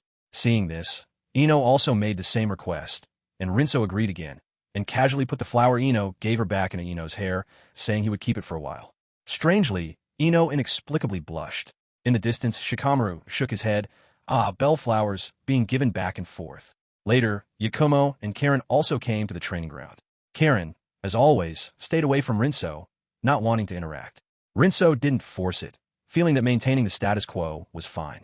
The only thing that puzzled him was that Yakumo, who usually would approach him immediately, unexpectedly didn't do so today, and instead started her days training with Karen. Rinso didn't think much of it, only occasionally sensing Yakumo's gaze directed at him, which she would quickly withdraw when he looked over, leaving him bewildered. Time flowed steadily during training. After the morning training, Rinso went directly to Senju Miho's tailor shop. His relationship with Senju Miho was now no different from that of a grandmother and grandson, so he no longer felt like a stranger, and had lunch directly at the tailor shop, and also took away a short-sleeve shirt Senju Miho had knitted for him. It was like eating and taking at the same time. After lunch, he returned to the training ground. The afternoon training was no different from the morning, with a minor interlude. Sasuke and Naruto had an argument while training chakra control and tree climbing, lost control of their chakra, both fell from the tree, and both got big bumps. To teach them a lesson, Rinso deliberately did not heal them. The two completed their afternoon training with big bumps on their heads, attracting a lot of attention, and both felt a bit embarrassed. So, after the afternoon training, they immediately came to Rinso for healing. Naruto openly requested, calling him Brother Rinso. Sasuke, on the other hand, stood by silently with a big bump on his head. After Rinso treated Naruto, seeing Sasuke's awkwardness, he didn't indulge him at all, and directly flicked his finger hard against Sasuke's swollen bump. In an instant, Sasuke was in so much pain that he activated his Sharingan, making Rinso think he almost evolved.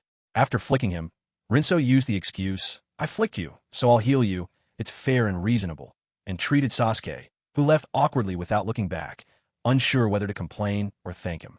Brother Rinso, I'm going home, Naruto said, rubbing the subsided bump on his head, and walked home with a smile. Rinso also waved his hand, then looked at Hinata, Ino, and Tintin. He hadn't forgotten about giving them special lessons, so he told the three to wait for him at the secret base. As for himself, Yakumo seemed to have something to tell him, so she asked him to stay. What is it, Yakumo? Rinso began his first conversation with Yakumo today. Yakumo said nothing, just stared at Rinso, then her powerful mental energy, guided by chakra, left her body and surged towards Rinso. Casting a Jinjutsu? Rinso subtly frowned, not understanding what Yakumo was doing. She hadn't spoken for over a day, and now she was using Jinjutsu on him. What was her purpose? Thinking this, Rinso decided to play along, pretending to fall under the Jinjutsu, his pupils becoming unfocused. Seeing this, Yakumo smiled. Hypnotic Jinjutsu successful. Chapter 113 Lin Sheng's Subconscious Thoughts, Shocking Statement. Yakumo wiped away the sweat that had appeared due to her body reacting to the excessive mental exertion. For the first time in 2 days, she revealed a heartfelt smile. She reached out and waved her hand in front of the dazed Rinso, but received no response. Yakumo breathed a sigh of relief and whispered. As expected of Rinso, He consumed so much of my mental energy. Fortunately, I succeeded before it was completely depleted. Yakumo glanced around, feeling a bit guilty. She had left Rinso in the woods next to the training ground, where some ninja who hadn't left yet were still training nearby. She clutched her wildly beating heart, her voice trembling slightly. Rinso, what I'm about to say, you must engrave in your heart as your subconscious. First, your love for anyone must not exceed on my Yakumo. Not if you hear me, Yakumo confirmed. Rinso cooperatively nodded, though he didn't know what to say in his heart. Yakumo went to great lengths to hypnotize him, seemingly not for anything major. No, for her, this was already a major event, wasn't it? Second, tell me, what position does Anma Yakumo hold in your heart? And what is her image? Yakumo said this with a mix of anticipation and fear. The anticipation stemmed from her curiosity about her standing in Rinso's heart.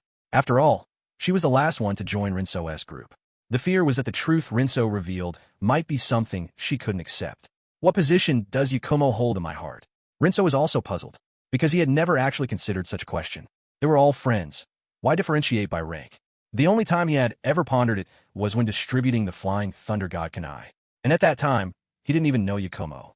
What position does Yakumo hold in my heart, in my subconscious? Rinso felt a bit curious. So, he chose to slightly release his suppression, allowing his body to truly be hypnotized by Yakumo and speak his truest thoughts.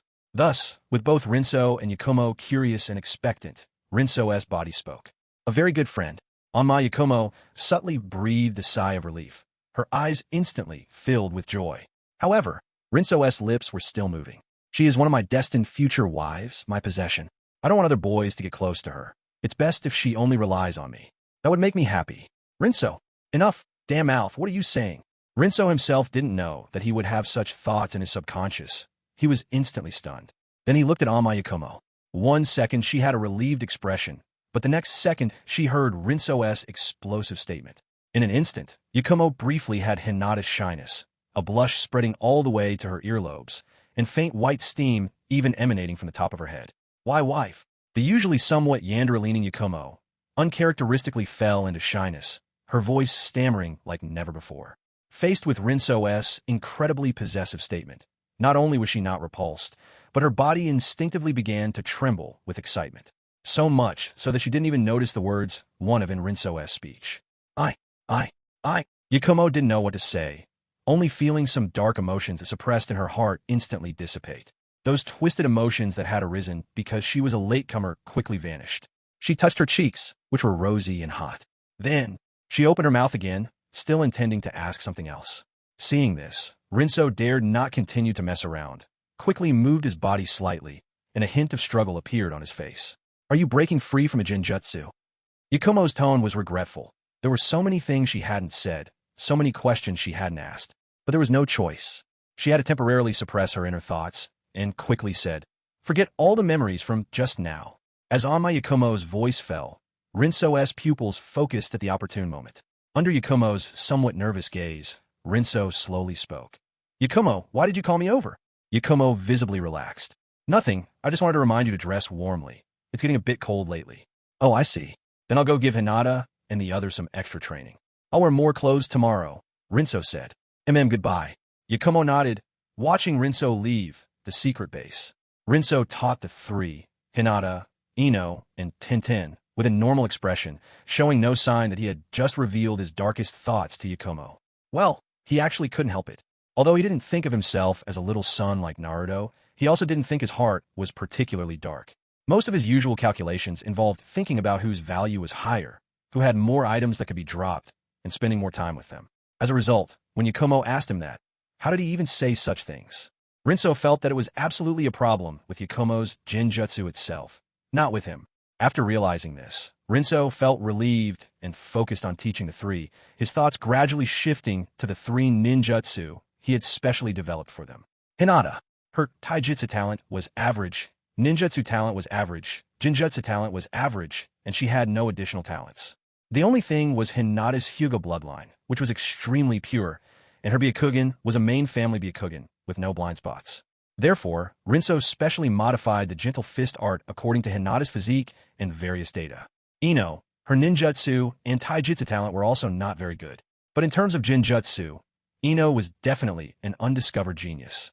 After all, Most ninjutsu have an Ine attribute, and Ino's Ine release talent, after Rinso's fusion, felt very real and strong.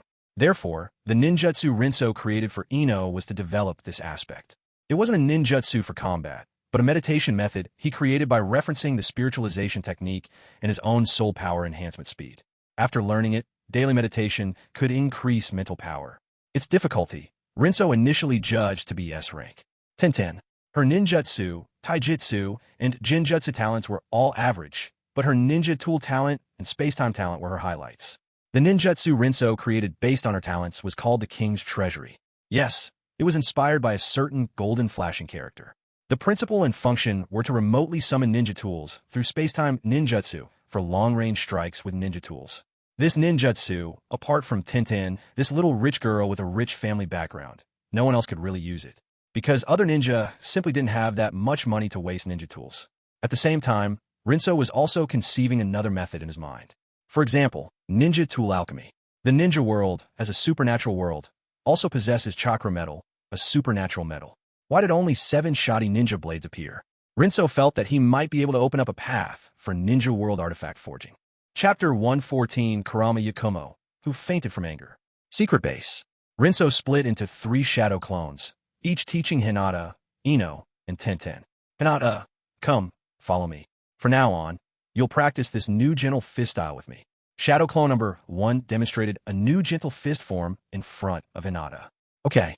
Hinata nodded, her face flushed, and diligently replicated the moves. Even though it was her first time, she felt unusually comfortable, as if she had practiced it countless times before. Not bad. Rinso smiled, his eyes full of admiration for himself.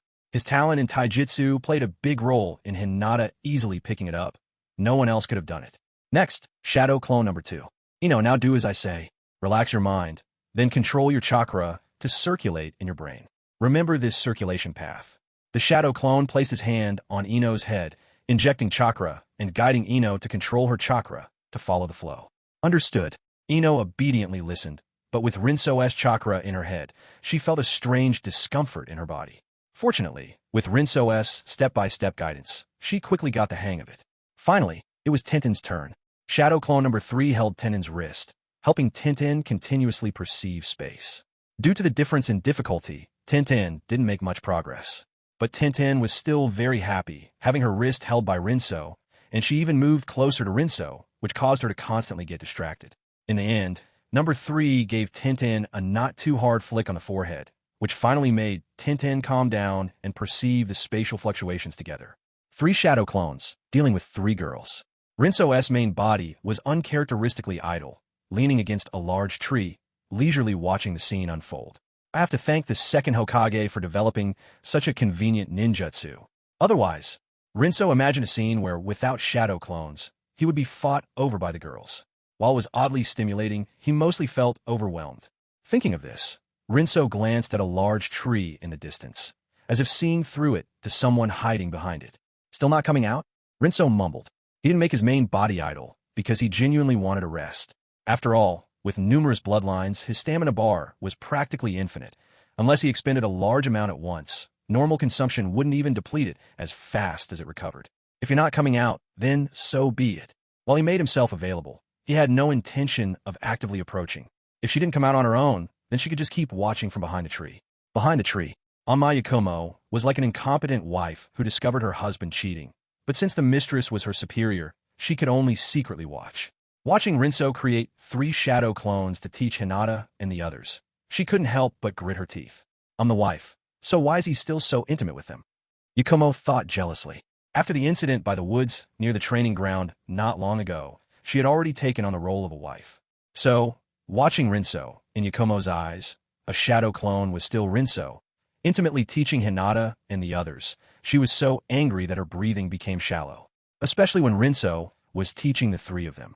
When Hinata's movements weren't standard, he directly used his hands to correct them, even pressing his body against hers. When teaching Ino and Tintin, there was constant physical contact. Watching this, Yakumo felt her heart beat faster and faster, and her face grew redder and redder, but it wasn't from shyness. It was an emotion she didn't quite understand. What was even more unacceptable was this. Teaching Hinata and the other 2 was one thing, but why was he teaching them and not her? Thinking of this, Yakumo's breathing became even heavier. Her body was already burdened by a powerful soul, and even though a portion of her soul power was sealed, the burden was still greater than that of an ordinary person. On top of that, her physical constitution wasn't particularly strong. Thus, amidst her increasingly heavy breathing, Yakumo suddenly felt dizzy and fell down with a thud. In the distance, Rinso, leaning against the tree, his eyelids twitched, and his ears wiggled slightly, his gaze immediately shifting over. Then, he saw Yakumo's half-exposed body after she fell, and immediately rushed over. Yakumo! Rinso shook Yakumo, calling out worriedly. No effect. Seeing this, Rinso immediately gathered medical chakra and probed into Yakumo's body. After a careful examination, he found that Yakumo was fine. It seemed she just fainted from lack of oxygen due to emotional distress. Sigh, really? Rinso sighed, his eyes signaling the shadow clones to continue teaching. He picked up Yakumo in a princess carry and walked toward his house. Such a comforting scent. This was the first vague thought Yakumo had before she fully regained consciousness. She couldn't help but pull the bedding closer, bringing it to her nose and sniffing it as if enjoying it. That's enough. I finally managed to get this scent on the bedding after washing it. If you breathe it all away, what will I do if I can't sleep in the middle of the night?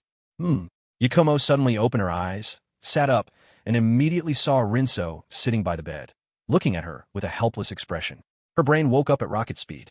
Yakumo, by observing some of the masculine decorations in the room and Rinso's words just now, immediately understood that she was in Rinso's room. So, what exactly had she just done? Yakumo awkwardly clutched the bedding tightly, her face so red she dared not look up. Forget it, sniff away. Rinso magnanimously waved his hand. Yakumo's face got even redder, and she screamed internally. Is this a matter of sniffing or not sniffing? Anyway, why did you faint there? Rinso suddenly asked. Yakumo's expression stiffened, unsure how to respond. Should she just blurt out what she was thinking? Seeing Yakumo unresponsive, Rinso didn't want to pressure her, so he said, if you don't want to say, then don't. Yakumo pursed her lips. Rinso stopped asking, but now she had a question. Rinso-kun, why did you only choose to teach Hinata and the others? Is it because you don't? Rinso said matter-of-factly. Because Yakumo, you are very talented. I believe you'll be very strong in the future, Yakumo, and you don't need my guidance. Yakumo's words caught in her throat, her heart pounding. This time, it wasn't from anger. Yakumo lay back down, covered herself with the bedding, too shy to face Rinso. Seeing this, Rinso quickly spoke. Yakumo, it's getting late. I'm going to sleep soon. Don't occupy my bed. You should go home. Yakumo's body flinched, and she rolled Rinso's bedding around herself, a muffled voice coming out. Cough, cough. I think I'm a little unwell and don't want to move. Can I stay at Rinso-kun's house for a night? Rinso, who had just checked Yakumo's body not long ago. Knowing that Yakumo was making an excuse, Rinso could only indulge her. Just this one night, and I'll definitely sleep on the bed. Yakumo replied. Then I won't get down either. Chapter 115, The Strangeness of the Bedding. 3 seconds, come out and see me. The next day, Rinso casually pushed away on my Yakumo, who was clinging to him like an octopus. It was a new day, and his mood was still beautiful. It was just a pity that Yakumo kept saying she was cold at night and insisted on hugging him, claiming it made her warm. He didn't know if it actually made her warm, but he knew he wasn't very comfortable with it. Mainly, Yakumo was so small and undeveloped that her bones were uncomfortably pokey. If it were a mature woman like Tsunade, Rinso would be very happy to provide a co-sleeping service. He got up. He washed up. He ate breakfast. Because Yakumo was there, Rinso specifically left some food and a note, informing Yakumo that he was going to the training ground. Then he left directly. Having already left, he didn't know that there was a thief in his house. Upon arriving at the training ground, Rinso repeated the same things as usual, not finding it boring. When teaching Hinata, every time he interacted with her, Hinata would blush, and he found it amusing no matter how many times it happened. When teaching Tintin, every time he displayed his abilities, Tintin would offer heartfelt praise, making him feel very good. When teaching Ino, he still received a flower. Rinso placed it in Ino's hair, marveling at how Ino made even the flower look beautiful. Life was still good, and Karen still ignored him, quietly doing her physical training alone. Rinso could tell that Karen had considerable potential. She had a strong Uzumaki bloodline, a large amount of chakra, and impressive talent in sealing technique. Rinso felt that if Karen could learn sufficiently powerful sealing technique, her potential might be second only to Yakumo's. Perhaps later I can use the Ronin alter ego to give Karen a self-created sealing technique. After all, she's a kid, I saved myself, Rinso thought. Subsequently, his gaze became somewhat strange. It was already late morning. Why hadn't he seen Yakumo yet? He was concerned about this. After the morning training ended, Rinso didn't even go to the fruit stand for lunch immediately. Instead, he returned home. He pushed open the door. The living room of his home was very neat and clean, and the dishes had been cleaned and placed on the shelf. At a glance, the tidy home made one feel better. Did Yakumo clean it? Muttering to himself, Rinso went to his room. Opening the door, the bedding was neatly folded, and his room, like the living room outside, was clean and tidy. But why does this quilt look so new? Did she wash it again? Rinso directly spread the bedding out on the bed, sighing helplessly. I finally tamed it again, seriously. However, Yakumo didn't go to the training ground all morning just to clean? That's strange. Rinso scratched his head in confusion, not noticing. The bedding, which he thought had been washed, was so new it didn't look like anyone had slept in it. At the Yakumo residence, Yakumo's mother looked curiously at her daughter, who had brought a quilt from somewhere and secretly placed it in her room. Mom, please don't touch that quilt, don't wash it, and don't let anyone else touch it, okay? Yakumo seemed to be asking, but her gaze was firm, more like a demand. I know. Yakumo's mother lovingly stroked her daughter's head, choosing not to press the issue. It was just a quilt. It couldn't have been stolen, could it? Although their Kurama clan had fallen so far that they didn't even have a jonin, they weren't so poor as to resort to that. Time passed. Life continued as it always had. A few days passed quickly. Basically, Rinso's alter egos lived stable lives. The reason it was because of the Wanderer alter ego. The Wanderer alter ego hadn't been idle these days. He had been continuously searching for Orochimaru, and he had achieved results. With the Wanderer alter ego's reputation and strength, he successfully attracted Orochimaru's attention. In these days, the Wanderer alter ego, who had entered the land of rice fields, could sense someone secretly observing him every day. After several days of observation, the Wanderer alter ego successfully received an invitation letter from Orochimaru at the inn where he was staying. It seems the collaboration will yield results, Rinso muttered, not paying too much attention. Collaborating with Orochimaru, while beneficial to him, was not something he was in a hurry for. On the contrary, with such a fascinating subject as Yugo, Orochimaru was probably going crazy with desire. This was the situation. Although I want to cooperate with you, I will wait for you to beg me to cooperate. It's getting late. Orochimaru's appointed time is here. Rinso glanced at the moon high in the sky, feeling that Orochimaru was becoming more and more like a snake. Despite both having free time, he insisted on meeting at night. He casually made a shadow clone to stay in Konoha. Rinso used Flying Thunder God, sensing the mark far away in the land of rice fields, and instantly teleported there. Land of rice fields, in a city that never appeared in the original work, inside an inn. Rinso walked out of the bathroom in the room. Outside, Yugo waited patiently. The over 2-meter-tall Yugo was bent over, otherwise he would hit the inn's ceiling, his expression somewhat aggrieved. But upon seeing Rinso emerge from the bathroom, he immediately said respectfully, "Sir, it's time to depart." Rinso nodded and walked out of the inn with Yugo. Rinso glanced at the invitation letter Orochimaru had sent. The address on it was 1,000 meters outside the city he was currently in, far from the crowd. Let's go. With that, Rinso and Yugo immediately adopted the standard ninja running posture and headed towards their destination. The distance of 1,000 meters, plus the distance from the inn to outside the city, was but a moment's work with the powerful leg strength of a ninja. Before long, Rinso brought Yugo to their destination, a forest. To be precise, it was a clearing in the forest and a research base hidden beneath it.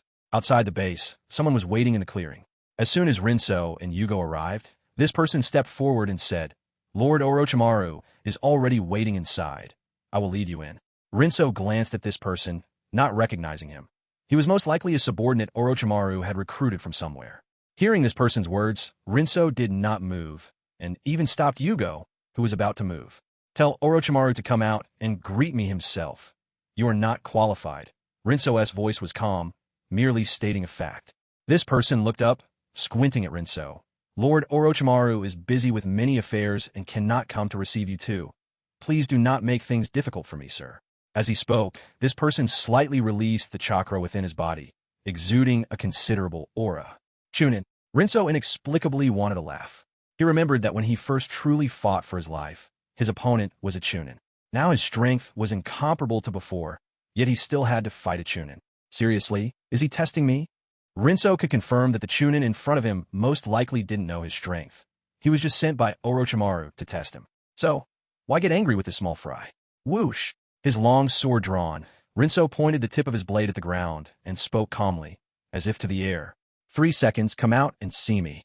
Chapter 116 Cooperation Agreement reached. Ideas for creating an organization. 3 seconds. Come out and see me. A calm, almost icy voice echoed in the clearing. It was like an emperor on inspection summoning his vassals. Hearing the extremely rude remark, the Chunin, who had been ignored by Rinso, looked sinister. Disrespectful to Lord Orochimaru. It seems I need to teach you a lesson. Saying this, the Chunin, who greatly admired Orochimaru, drew a kunai from his waist pouch and lunged at Rinso. Sensing the attack, Rinso didn't even spare a glance. The next instant, his body naturally exuded a terrifying aura, indicative of immense power. It was like Sasuke facing Zabuza directly. The chasm in strength was so vast that the weaker individual couldn't even move, and cold sweat instantly soaked his clothes. Thump, thump, thump, thump, thump, thump, thump. The Chunin froze in place, his heart beating faster and faster, almost ready to burst. I'll die. I'll die. I'll die. If I move, I'll be instantly killed. Such thoughts spread through the Chunin's mind. The instinct for survival overshadowed his admiration for Orochimaru. His lips moved, but he couldn't even utter a plea for mercy. However, Rinso did not attack him. As he had thought before, there was no need to bother with a mere pawn. To be so dismissive of him. It must have been that Orochimaru hadn't informed them, or even deliberately instructed them not to pay too much attention, clearly intending to use this to probe his personality or strength. Since that was the case, Orochimaru would have to personally repay this dismissiveness and test. Hiss! How truly terrifying, Mr. Ronin. Orochimaru's figure emerged from the shadows, his voice matching the night, equally cold. Rinso looked up, said nothing, slightly raised his hand, and gently swung his sword. Whoosh! A flash of sword light. Accompanied by a thud, Orochimaru's right hand was smoothly severed and fell to the ground. Puff! Blood continuously spurted out. Orochimaru's expression changed slightly, his eyes cold. Take this cut, Rinso said indifferently, sheathing his sword. Orochimaru gritted his teeth, his serpentine vertical pupils shifting, seemingly gauging Rinso's strength through that single strike. A moment later, Orochimaru made a judgment in his heart, then forced a smile, demonstrating his adaptability, as it should be. Then, he casually touched the severed arm, instantly stopping the bleeding. Rinso understood that Orochimaru making threats was fine. This willingness to yield likely meant he was preparing to stab him in the back. However, he didn't care. A mere Orochimaru no longer posed any threat to him. Genjutsu, sealing technique, Edo Tensei with insufficient precision, all were insignificant. Conversely, he, who was not Orochimaru's opponent back then, now had countless moves to deal with Orochimaru. Wood release, earth release, swordsmanship, taijutsu. Any one of them would be enough to handle Orochimaru. Even Orochimaru's proud, life-saving techniques could be countered by his sealing technique. Failing that, soul-based techniques, even if Orochimaru could endlessly switch bodies, could not be circumvented. It was precisely because he possessed such strength that he feared no conspiracies, whether ongoing or potential. Now may we go in? Orochimaru tentatively asked, making a gesture of invitation. Rinso nodded, leading Yugo towards the underground base. As for the Chunin, Orochimaru directly killed him on the spot with a palm strike, his internal organs turning to fragments seeping from the corners of his mouth. This palm strike had no specific purpose for Orochimaru. It was purely to vent his resentment, even though the other party was his loyal follower, and everything he did was for him. In a flash, sunrise and sunset. Time had already come to daytime. In the secret base, Rinso and Orochimaru talked all night. The tedious small talk was nothing to dwell on. Simply put, Rinso pretended he didn't know the land of rice fields was Orochimaru's territory, that he himself had merely wandered there, and asked Orochimaru why he had summoned him. Orochimaru also didn't hide anything, stating that he very much wanted to get to know a Kage-level expert. At the same time, he expressed curiosity about Yugo. He could sense that Yugo's body seemed very unusual, constantly absorbing violent natural energy instinctively. Thus, Rinso also didn't hide anything, directly stating Yugo's special physique and explaining that without his ninjutsu to help isolate it, Yugo would lose his sanity due to absorbing too much natural energy. Upon hearing this, Orochimaru's research interest did not wane in the slightest. Instead, he became even more curious. Afterward, he directly made a request, wanting to study Yugo's physique, guaranteeing that he could control Yugo's physique, and was willing to share all his future research results on this matter with Rinso. With his goal achieved, Rinso still feigned hesitation, pondering for a long while before reluctantly agreeing.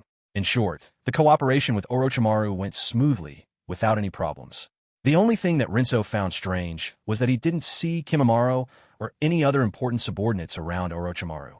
Perhaps Orochimaru was unsure of his personality, fearing that he was murderous and would kill all his important subordinates, so he didn't bring them. Thinking this way, these ordinary subordinates still in the base should be considered expendable by Orochimaru. He truly was generous. So many people easily discarded without a care. Then, thinking about himself, doing everything personally, Rinso suddenly had the idea of creating an organization, and it grew stronger and stronger, quickly forming a framework in his mind. Similar to Orochimaru, the force he intended to build would have a large number of low-level personnel, not for combat, but mainly for miscellaneous tasks that needed to be done, especially searching the entire ninja world for special bloodline limits and treasures. He himself, alone for so long, had only gained Yugo as a single reward. If he had enough subordinates, wouldn't the efficiency of finding good things skyrocket? Furthermore, he now had Yakushi Kabuto. This was a scientific genius. Later, when his influence grew, he could independently build and operate research institutes. By then, the grown Yakushi Kabuto would be able to take charge, and for any research needs, he wouldn't have to cooperate with Orochimaru. Later, I'll find a time to call Kabuto over to learn from Orochimaru, and incidentally, help me monitor Orochimaru to prevent him from causing trouble. Having made his decision, his mind then turned to other matters. What should the organization be called? Rinso fell into contemplation. I originally wanted to pad out the dialogue between Orochimaru and the protagonist, but I thought better of it. I guess you wouldn't like it. By the way, I haven't thought of an organization name yet. Do you have any suggestions? Chapter 117, Choosing a Location in the Land of Rivers, Aiming at a Daimyo. Establishing an organization is both difficult and simple. It's simple because Rinso doesn't lack money. The royalties from Ronin's travels alone are enough for him to initially build and operate the organization. The difficulty lies in recruiting personnel. Having been in the ninja world for many years, he doesn't know nothing about this aspect, but he also doesn't know much. Could it be that he just goes to a ninja village and recruits randomly? It seems that might not be impossible. Upon closer thought, Orochimaru and the Akatsuki organization themselves occupy the ninja resources of an entire country, the land of rice fields and the land of rain. One established Otoge Cure, the other ruled Amage Cure. So why can't I? Once the thought was born, it grew rapidly.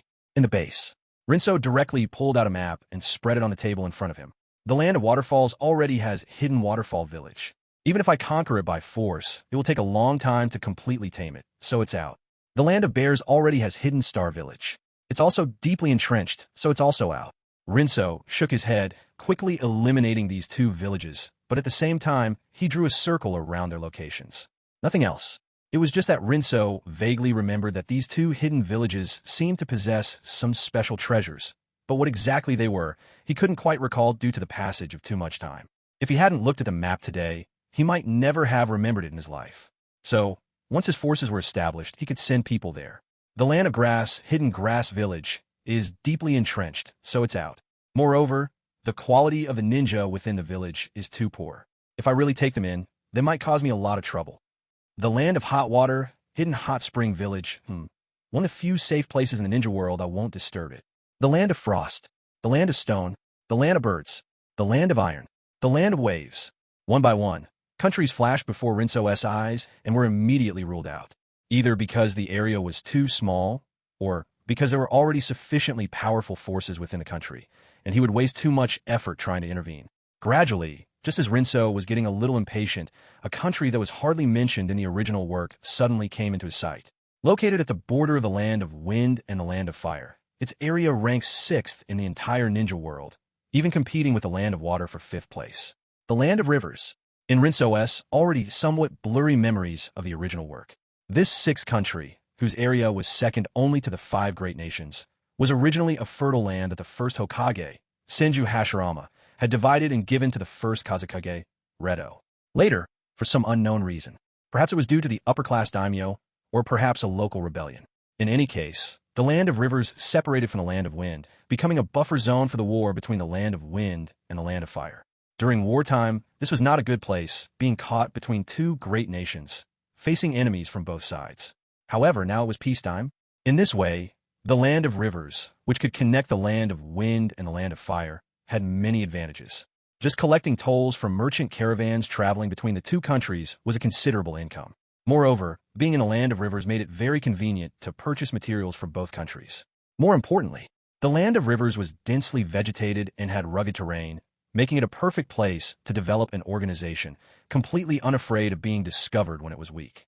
The original work didn't mention any famous forces in the land of rivers, not even an obvious ninja village. This can save a lot of effort. It really is the perfect place to create a force. Rinso muttered to himself, greatly moved. It's better to act than to just be moved. Rinso, who was extremely decisive, stood up and walked out of a resting room that Orochimaru had arranged for him in the base. Relying on his perception ability, Rinso came to a research lab. Inside, Orochimaru was holding a jar of blood, carefully studying and observing it, while also looking at a screen displaying Yugo's various data. Beside him was Yugo, over 2 meters tall, lying on a somewhat narrow bed. When Yugo saw Rinso appear, he immediately tried to get up, regardless of the blood-drawing needle still in his arm and the monitoring equipment on his body. Seeing this, Rinso pressed his palm down, signaling Yugo not to move. Yugo immediately laid back down obediently, his expression slightly dimmed. Incredible! The chaotic energy in his body instantly became calm the moment he saw you. Orochimaru said with surprise, very curious. It seems you are very important to him. Orochimaru looked at Rinso. Rinso nodded, then said, I'm leaving for a while. I'll leave Yugo to you for now. Orochimaru's eyes lit up upon hearing this, and he flicked his snake tongue. Hiss, do you trust me that much? Aren't you afraid I'll take Yugo away and you'll never find him again? Rinso glanced at Orochimaru with disdain and said coldly, You can certainly try, but if that happens, I will directly end your life. After a 1-second pause, he added, including your soul. Orochimaru's expression was stiff, and certain thoughts in his eyes were hidden very deeply, making them unreadable. Soul, I'll be here for about another month. If you have something to do, try to come back within that time frame as well. Orochimaru said, his expression unchanged. Rinso nodded casually and said to Yugo, Try to cooperate with Orochimaru's research these few days, but don't let him go too far. If it's research that will specifically harm you, just refuse directly. Understood. Yugo nodded, looking very honest. After getting Yugo's reply, Rinso quickly left the underground base. When the sunlight fell on him, Rinso breathed in the fresh outdoor air, sensed around, and found that there were several of Orochimaru's subordinates patrolling outside the base. He walked far away from the base, confirmed that there was truly no one around, and then teleported away from the place, on his way to the Land of Wind. Rinso had left some flying thunder god marks in the Land of Rivers. Among them, one was in the capital of the Land of Rivers, where the daimyo resided. In the capital city, in a small alley, Rinso's figure flashed here. He looked around, confirmed that no one had noticed him. Then Rinso jumped onto a rooftop and headed towards the daimyo's mansion. Since he wanted to create a force in the Land of Rivers, it was impossible to bypass the actual ruler of the Land of Rivers, the daimyo of the Land of Rivers. Instead of having conflicts in the future, it was better for him to solve the trouble now. Anyway, even if the daimyo had Jonin guarding him, it wouldn't affect him. At his current strength, Jonin were just small fry. Perfect. I'll use this daimyo to test my current Jinjutsu level. Rinso muttered to himself, his dark, bright eyes, with a blink, turned blood red, and a biologically inspired symbol of inexplicable beauty slowly rotated on his pupils. Chapter 1:18 Village Names and Organization Names. Lord Daimyo, please stop touching me. Listen to some music for a while. Didn't you ask me to play for you? The woman in a thin kimono snuggled up to the man, who was about 50 years old, and said coyly, Lord Daimyo, you've made me all red. It's fine. Before playing music, playing with something else is also fine. The man showed a pervert look, buried his face in the snowy peaks, and took a deep breath. Lord Daimyo. The woman in the kimono's voice was shy, but in a corner where the daimyo couldn't see, a hint of disgust flashed in her eyes. Thump, thump, thump. A knock sounded at the door. The daimyo raised his head and looked towards the door. Who's knocking? Didn't I say that at a time like this, nothing should disturb this daimyo? The man spoke with an unhappy expression. Who are you? As he spoke, the daimyo belatedly realized that the door had been opened at some point. The tall man looked at him coldly, having opened the door on his own initiative, yet still knocking with his knuckles, as if announcing his arrival. You don't need to know who I am. Rinso walked casually into the room, glancing at the disheveled daimyo and the woman who appeared to be a courtesan, his eyes calm. You're an assassin? The daimyo of the Land of Rivers' face changed abruptly, and he immediately shouted, Someone, guard. However, his words were cut short. Rinso's eyes had already flashed with a red light, and powerful mental energy, imbued with chakra, violently invaded the daimyo of the Land of Rivers' mind. After just a second, the daimyo of the Land of Rivers, who had just been in a panic, was now expressionless, and the courtesan in his arms was now trembling with fear. Rinso glanced at her, his gaze sweeping over her fair skin, and with a flicker in his eyes, he also controlled her. He had no intention of taking advantage. At a time like this, he knew what was important. In an undeveloped mountain forest within the land of rivers, a group of ninja, accompanied by a large number of ordinary craftsmen, were carrying out construction, building a research base of considerable size. On a distant mountaintop, Rinso watched this scene from afar and couldn't help but shake his head, saying, "What a deformed society. Ninja, who possess power beyond ordinary people, must obey useless individuals like the daimyo, who have no abilities whatsoever. Has their servility not faded?" Rinso speculated that perhaps the daimyo had been rulers for too long, so gradually no one questioned it anymore. Just like a certain island nation in his previous life, there could still be an abstract existence like the emperor. But compared to the emperor, the daimyo were true and actual rulers with real power. No matter how he thought about it, it seemed unreasonable. Daimyo, nobles, woodworms left over from ancient times. In the future, I need to find an opportunity to eliminate them all. His ideology, shaped under the red flag, made Rinso different from the people of the ninja world. He had no filters whatsoever when it came to these daimyo. A group of useless woodworms, yet powerful ninja, must protect them, and they can even arbitrarily appoint the kage of a ninja village. It's simply preposterous. Time passed. The construction of the Akatsuki organization headquarters in the Land of Rivers was in full swing. Rinso, manipulating the daimyo, directly mobilized the entire country's power and resources to help build his Akatsuki organization headquarters. Thus, in just a few days, the Akatsuki organization headquarters had already been built. With the Akatsuki organization headquarters built, the next step would be to recruit personnel. In this regard, Rinso already had a plan in mind. His forces would be divided into two parts. One would be the Akatsuki organization, and the other a ninja village. The ninja village would provide him with a continuous supply of grassroots personnel. For the Akatsuki organization, he would personally recruit kage-level experts to be his confidants. Each person must either have formidable strength or unique abilities. As for the names of the ninja village and the Akatsuki organization, Rinso already had them in mind. The ninja village, following the naming conventions of the 5 great ninja villages, would be named directly after a place called Forest Hidden Village. Conveniently, this name not only suited the Land of Rivers' characteristic of dense forests, but also subtly indicated that he, Mariki Lin Sheng, was its founder. And for the Akatsuki organization's name, Rinso pondered deeply and decided on Constellation. He would be the leader, representing the sun. His deputies would represent the moon, and the other members would each choose a star's name as their code name. Recruitment would begin according to these two organizational structures. For Forest Hidden Village, Rinso planned to emulate the establishment of the 5 great ninja villages, finding time to incorporate and gather all ninja forces within the Land of Rivers. At the same time, he did not intend to establish a single ninja village base. Instead, he thought of directly occupying a capital city of the Land of Rivers, renovating it to serve as Forest Hidden Village. The residents of that capital city would not need to be driven away, serving perfectly as ordinary residents. Just like the troublesome commoners of Konoha, these ordinary people were also an indispensable part of a ninja village. Everything for Forest Hidden Village was settled. In contrast, for the Constellation Akatsuki organization, aside from Yakushi Kabuto and Yugo, Rinso couldn't immediately think of any other candidates. As time passed, his memories of the original work of Naruto were becoming increasingly blurred, especially those that were only briefly mentioned. Otherwise, he would definitely be able to recall which powerful ninja could be recruited in this timeline. Let's take it one step at a time. Rinso was not in a hurry. The Akatsuki organization's future ability to develop so many kage-level experts was not achieved overnight. Now that his Akatsuki organization had just been founded, having Yakushi Kabuto and Yugo as candidates was already good. I wonder if Kabuto is ready these past few days. During the days the Akatsuki organization headquarters was being built, Rinso was not idle. He used his time to look for Yakushi Kabuto. He learned from a Wagakure that Kabuto had disappeared without a trace. So, he returned to Konoha, and finally, through the sensory curse mark, found Yakushi Kabuto at the orphanage. Through their conversation, he already knew. Kabuto had already told Nono Yakushi that he was Kabuto. The two, who were like mother and son, exchanged information and finally came to a conclusion. It was all Danzo Shimura's fault.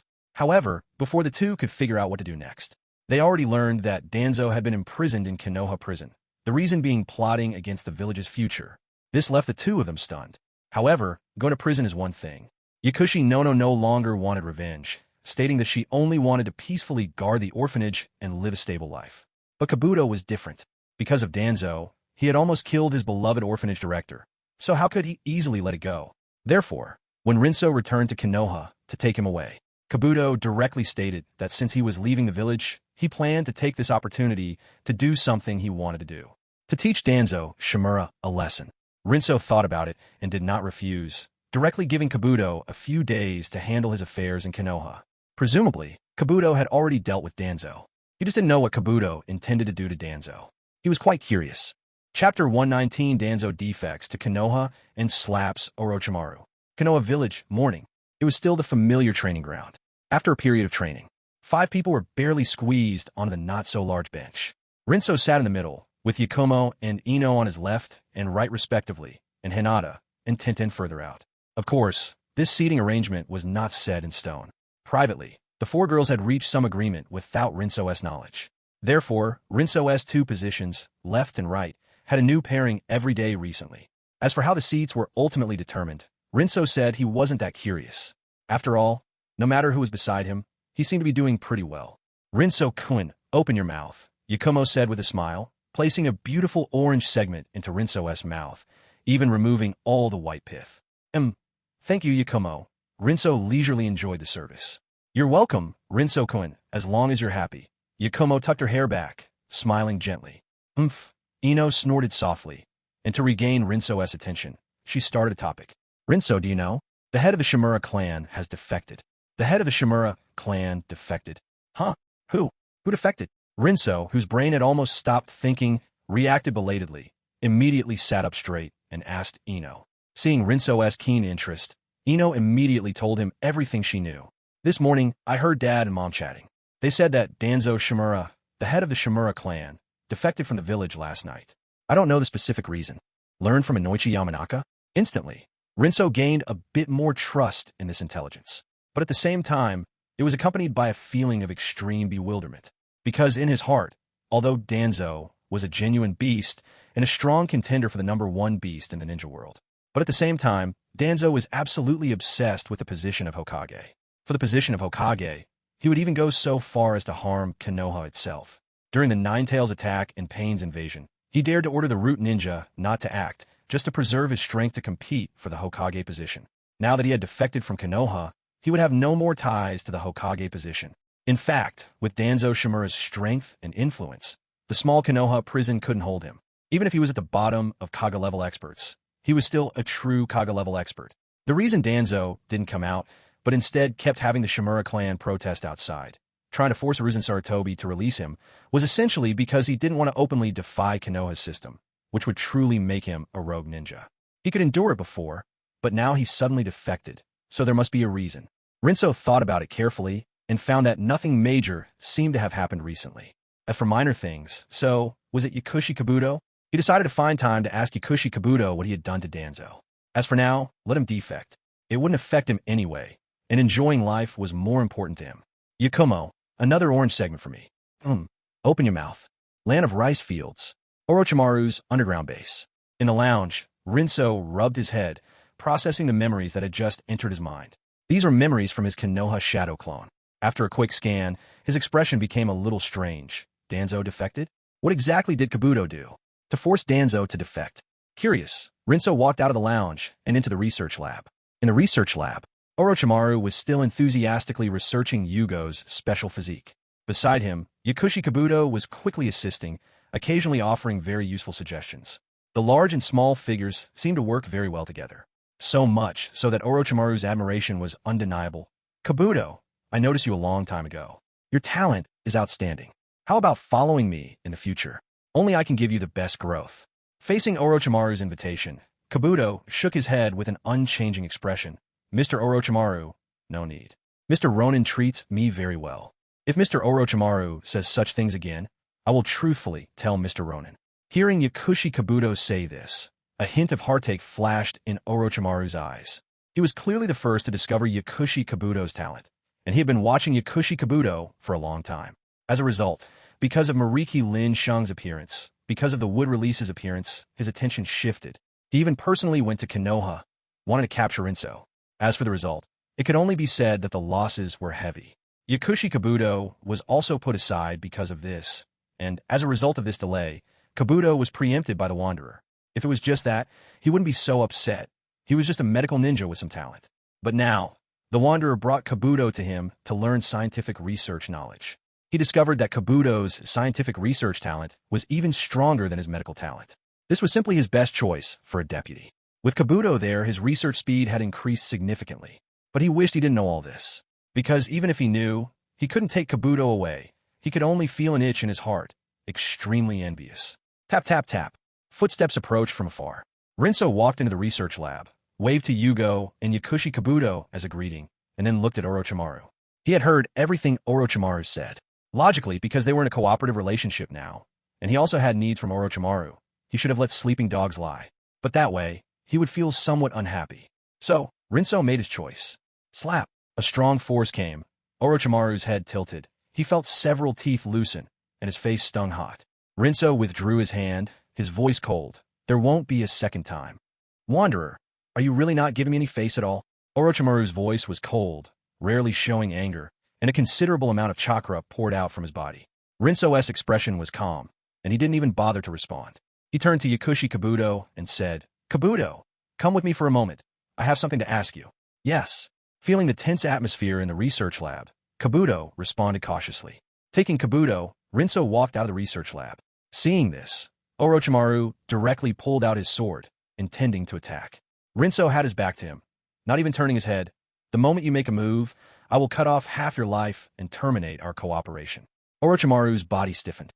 He glanced at Yugo lying on the bed, then thought about his research that hadn't made much progress. Finally, he slowly put away his sword and said in a deep voice, This time, it's my fault. Good that you understand. A hint of surprise entered Rinso's voice. He had already prepared to break with Orochimaru and take Kabuto directly to his base in the Land of Rivers. That might have slowed down Kabuto's progress in scientific research. But this time, Orochimaru openly tried to poach his person, which showed a certain disregard for him. When dealing with someone like Orochimaru, he had to defend his bottom line, not giving an inch, otherwise there would be endless troubles. He just hadn't expected that Orochimaru, a dignified Kage-level expert, would be able to suppress his emotions even after being slapped by him. It seemed his love for research and his desire for immortality were deeply ingrained obsessions. Chapter 1, 20 The Reasons for Danzo's Defection. Time flies. In the lounge on the sofa, Rinso asked Kabuto, Kabuto, what did you do to Danzo? How did he just defect from Konoha? What did I do to Danzo? Hearing Rinso's question, Kabuto scratched his head and, without hiding anything, slowly revealed everything he had done. That day, Rinso listened carefully and understood what had happened. It turned out that after deciding to leave Konoha, Kabuto began to prepare for his revenge on Danzo.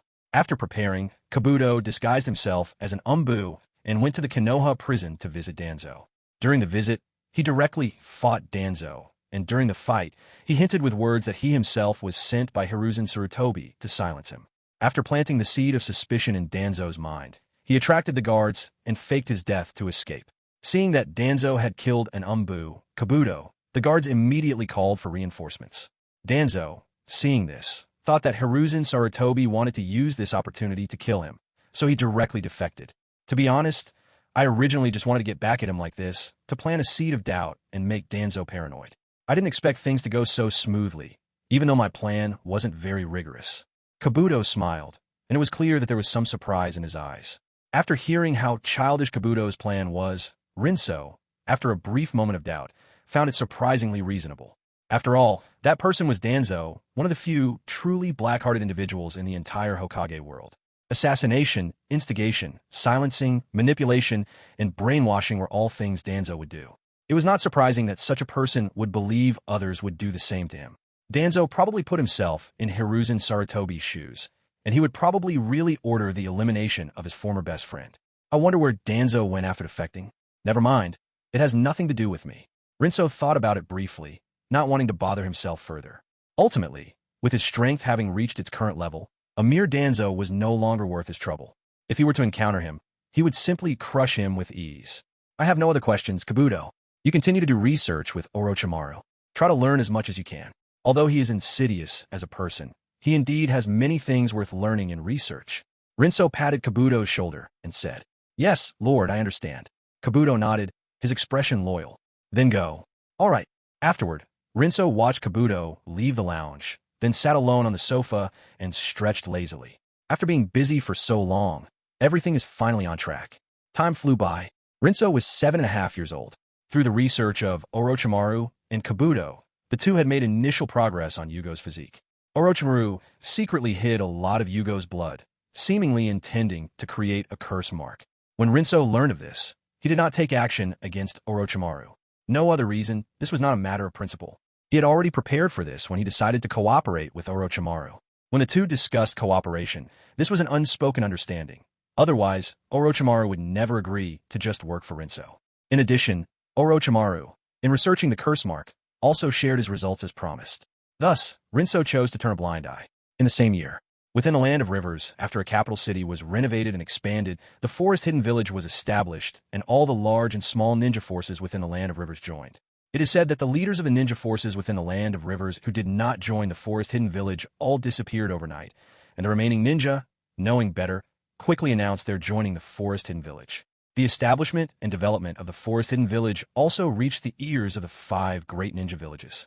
Hyomogakure, Hidden Mist, and Awagakure, being far away, did not take any action. Sunagakure and Konoha Village, as neighboring villages, sent people to establish diplomatic relations after learning of the Forest Hidden Village's establishment. Of course, this was only the stated reason. The true purpose was probably to ascertain the details of the Forest Hidden Village in order to decide their future attitude. Considering the future development of the Forest Hidden Village, Rinso specifically created a new alter ego. As for why he did this, it was naturally because Hiruzen Sarutobi knew that the Wanderer alter ego was his Mariki Lin Shung. So, even though the Wanderer alter ego had a considerable reputation in the ninja world and some influence, Rinso did not intend to use the Wanderer alter ego for external affairs. One could only say that he had more and more alter egos.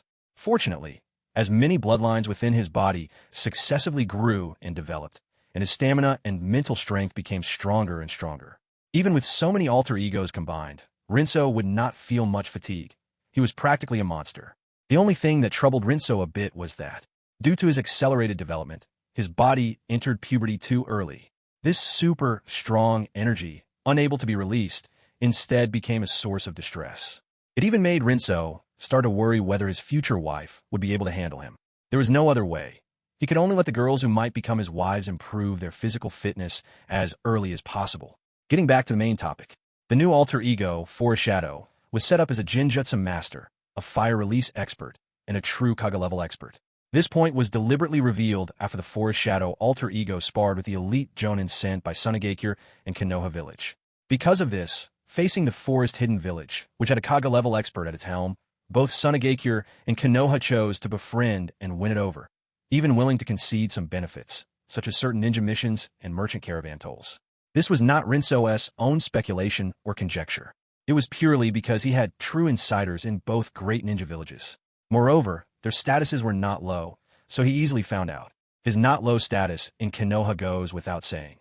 Rinso had almost been internally designated by Hiruzen Sarutobi as the future Hokage, so Hiruzen Sarutobi sometimes discussed many political matters with him to cultivate his political thinking.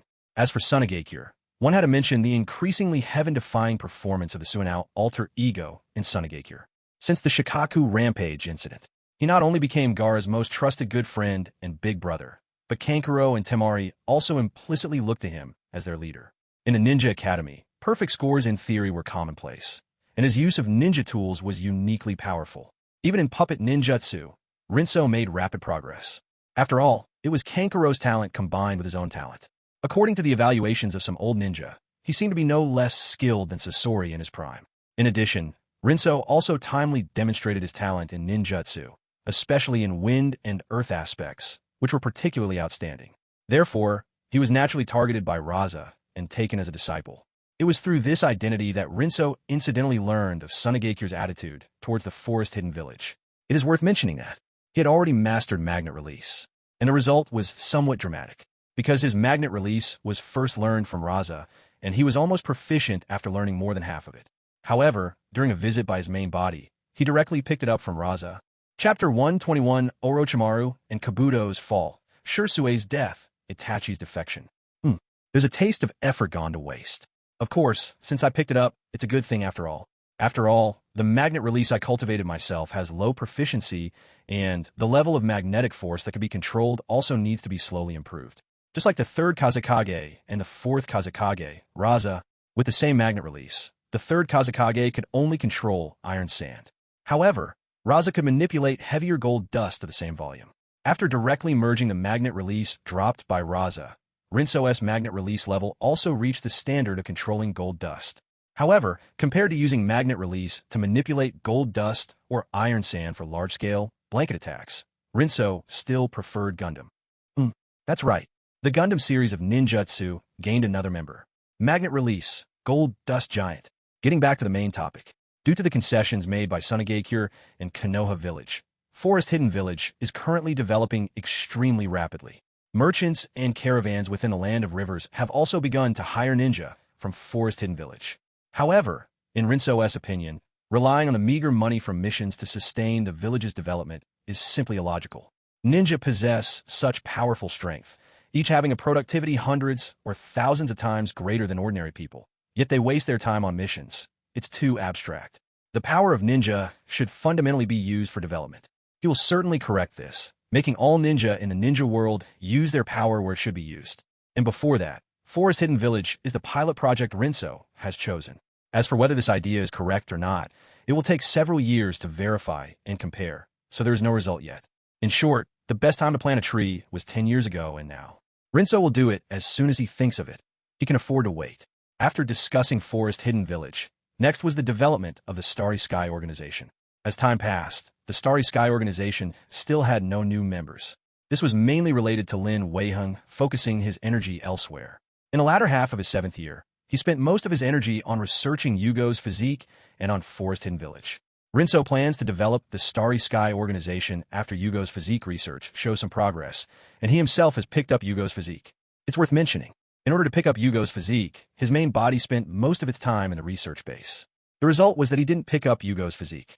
Instead, he picked up some things from Orochimaru and Yakushi Kabuto. Orochimaru drop. Edo Tensei, pick up Y/.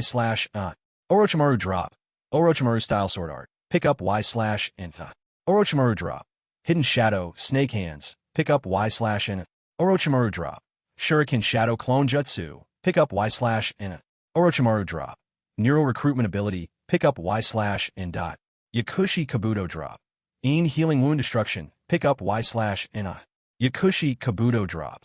Information gathering ability, pick up Y/. Yakushi Kabuto drop. Prediction ability, pick up Y/. Among a large number of drops, most of them were useless to Rinso, belonging to the not worth eating, but a shame to discard category. For example, several ninjutsu dropped by Orochimaru.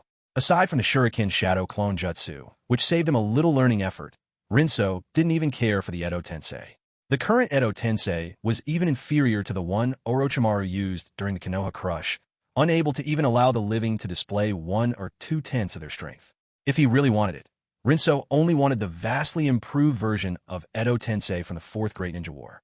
There was also Yakushi Kabuto's In Healing Wound Destruction, which was a very good A-rank medical ninjutsu. This medical ninjutsu could have good effects on most people, but unfortunately, Rinso was one of the few exceptions. The powerful self-healing abilities provided by the Senju Bloodline and Uzumaki Bloodline, as well as the Azura chakra in his body, which he wasn't sure if it was active, kept his body in an extremely abnormal state. Specifically, it could be understood that unless his brain was pierced, even if his heart was, Rinso might not die. With such terrifying self-healing ability, the In Healing Wound Destruction naturally became a white elephant. Of course, while they were not worth eating, but a shame to discard drops, there were also good ones. Orochimaru's neural recruitment ability and most of Yakushi Kabuto's drops fell into the good category. Neural recruitment ability is classified as a physical talent. It can be simply understood as the ability to mobilize body muscles. The stronger the neural recruitment ability, the more body muscles can be mobilized. Because he had merged Might Guy's physical talent, coupled with his own talent, Rinso's neural recruitment ability was not weak to begin with. Now, having merged Orochimaru's neural recruitment ability, Rinso felt as if his body muscles could be freely controlled, and the power his body could exert reached a new level. However, even though Orochimaru's neural recruitment ability was a very good drop, compared to Kabuto's drops, it was still slightly inferior. Yakushi Kabuto's information gathering ability and prediction ability seemed nothing special, but But after truly merging them, Rinso finally understood how powerful these two talents were. After merging them, Rinso found that he could gather any information from anywhere his gaze swept. It was as if by instinct, which insect flapped its wings, which way the wind was blowing, what the humidity was like in the area. This information naturally appeared in his mind. Coupled with the prediction ability, Rinso could even simulate in his mind how many times an insect would need to flap its wings due to wind speed and direction. This talent was even more terrifying in combat. Before you hit me, I can know where you're going to hit me through prediction. In such circumstances, combined with his already powerful perception, dynamic vision, and frightening reaction speed, it was comparable to the observation haki, future sight in the world of One Piece. Rinso also understood why Yakushi Kabuto, who was only elite Jonin level in the original work, could force Tsunade to retreat in actual combat. It was essentially the effect produced by the combination of these two talents. Overall, although there was no progress in Sage Mode, his strength did not stagnate, even if the improvement speed was not fast. But fortunately, he still had a lot of time to grow. In fact, with his involvement, the plot of the Fourth Great Ninja War in the original work might even be delayed. Under the butterfly effect, nothing is impossible. It's not like there's really such a thing as world line convergence, right? Rinso thought there wasn't, until he turned 8 years old, half a year after Danzo's defection. Everything developed in an unexpected direction for him. Within just a few days, one major event after another occurred. Uchiha Shursui died while on an external mission.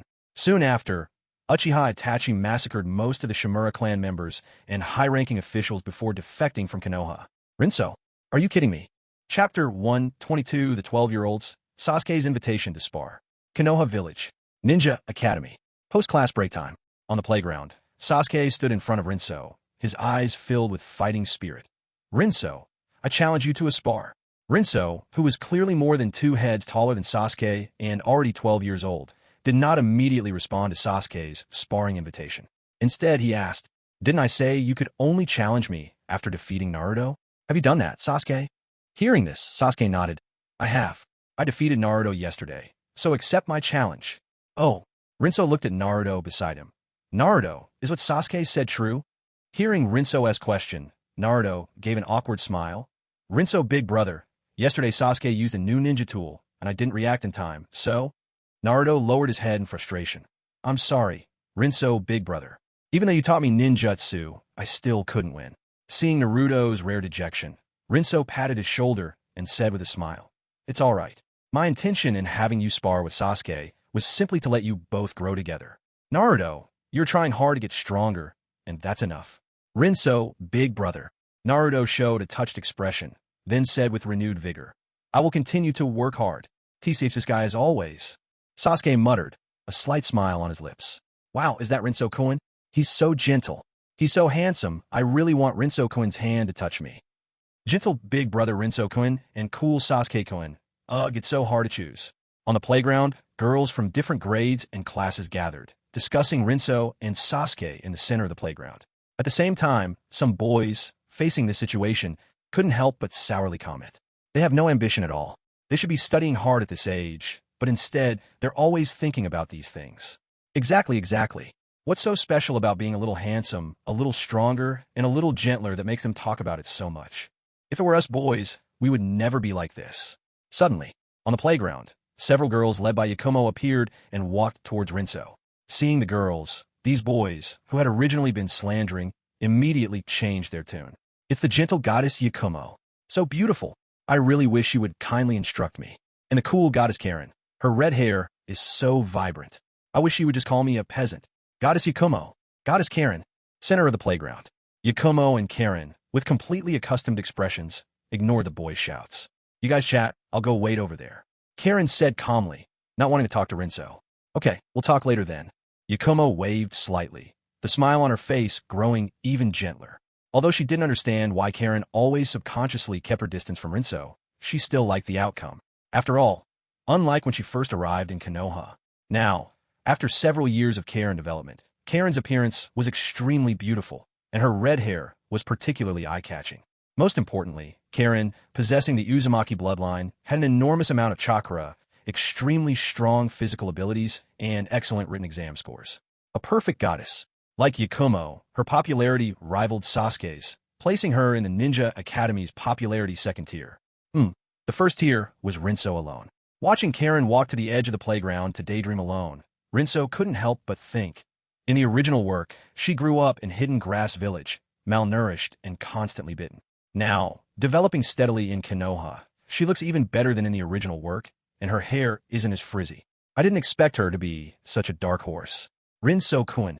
Yakumo poked Rinso with a smile, saying gently, Karen really doesn't like you, so don't get any ideas about her, okay? Rinso retracted his gaze and said with a smile, Yakumo, do I look like a playboy? Besides, I'm only 12, it'll be a long time until I get married. That's good. Though she said this, Yakumo's eyes were full of distrust. She wasn't the little girl she used to be. Now she had long realized that Rinso seemed not at all flirtatious, but his attractiveness to girls was simply too great. At the same time, he didn't actively reject them. For example, right now, besides herself, Ino, Hinata, and Tintin, not a single one had distanced themselves from Rinso. Even though their interactions were less intimate than before due to their increasing age, their feelings for him were growing stronger, which greatly troubled her. After all, she only wanted to monopolize him. Yakumo, Hinata, Ino, I'm about to spar with Sasuke. Do you want to come and watch? Spar? Will you get hurt? Hinata showed a worried expression, her voice soft. No, don't worry. Habitually patting Hinata's head, Rinso felt a sense of accomplishment. Over the years, with him around, he often took Hinata out to eat, satisfying her big appetite. Because of this, Hinata had developed much better than in the original work, and her face had matured considerably, making her very cute.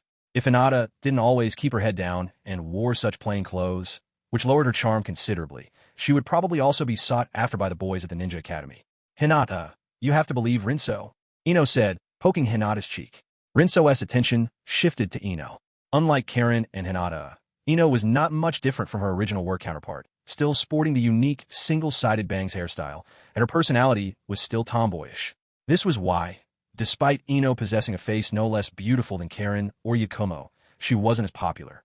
However, Rinso liked this aspect of Ino, so he didn't ask her to change. You guys stop bothering Rinso, he's about to spar with me. Sasuke said impatiently to the three girls, Yakumo, Hinata, and Ino. Rinso looked over, frowning slightly. Sasuke, you're getting more and more impolite. Sasuke retorted with a cold face. There's no need to waste time on them. In the Ninja Academy, only you and Naruto are worth my effort. Hearing this, Rinso sighed slightly. In that case, how about we set a wager for the spar? Sasuke didn't hesitate. All right, what's the bet? Rinso said, if I win, you apologize to Yakumo, Hinata, and Ino. If I lose, I'll teach you a powerful ninjutsu. How about it? Sasuke's eyes lit up. Good. Let's spar quickly. Saying this, he eagerly ran towards an open space designated for sparring. Beside Rinso, Yakumo frowned. Ever since Uchiha Itachi defected, Sasuke has become increasingly desperate to get stronger, and his personality isn't as likable as before. Itachi's defection had a huge impact on him. Naruto said, suddenly feeling a bit sad. Speaking of which, it reminds me of Shirsu-san. He was such a good person. Why did he die so mysteriously? Don't be so sad. Perhaps we'll see him again in the future. Rinso said with a strange look in his eyes, not feeling sad. Rinso said, Sasuke, in that case, I accept the spar. When do we start? Chapter 123, Impure World Shursui, Stepping Towards Sage Mode. Land of Rivers. In the secret base of the Stars organization, hidden in the mountains, in the assembly hall, Rinso, in his Ronin alter ego, sat at the head of the table, looking at the person who entered the hall. The person wore a pure white mask, their face obscured. Kayong, is the mission complete? Rinso asked. Yes, under the bandit suppression operation, some bandits who were hiding have also been found and dealt with by me, the masked man, codenamed Kayong, responded. Rinso nodded, a slight curve forming at the corner of his mouth beneath his mask, then said, according to my informant in the Akatsuki organization, Itachi and Kisame Hashigaki recently have a mission in the Land of Rivers. Their mission is to investigate our Stars organization. How about you handle it, Shirsu-san? Kayong heard this, reached up, and removed the pure white mask from his face, revealing the countenance of Uchiha Shursui, who should have been dead. However, this face was covered in numerous cracks, and his skin was abnormally pale gray, exuding a strong sense of death. Rinso, with my current strength, I shouldn't be a match for Itachi and Kisame Hashigaki, Shursui said with some helplessness. Upon hearing this, Rinso smiled slightly. It's all right.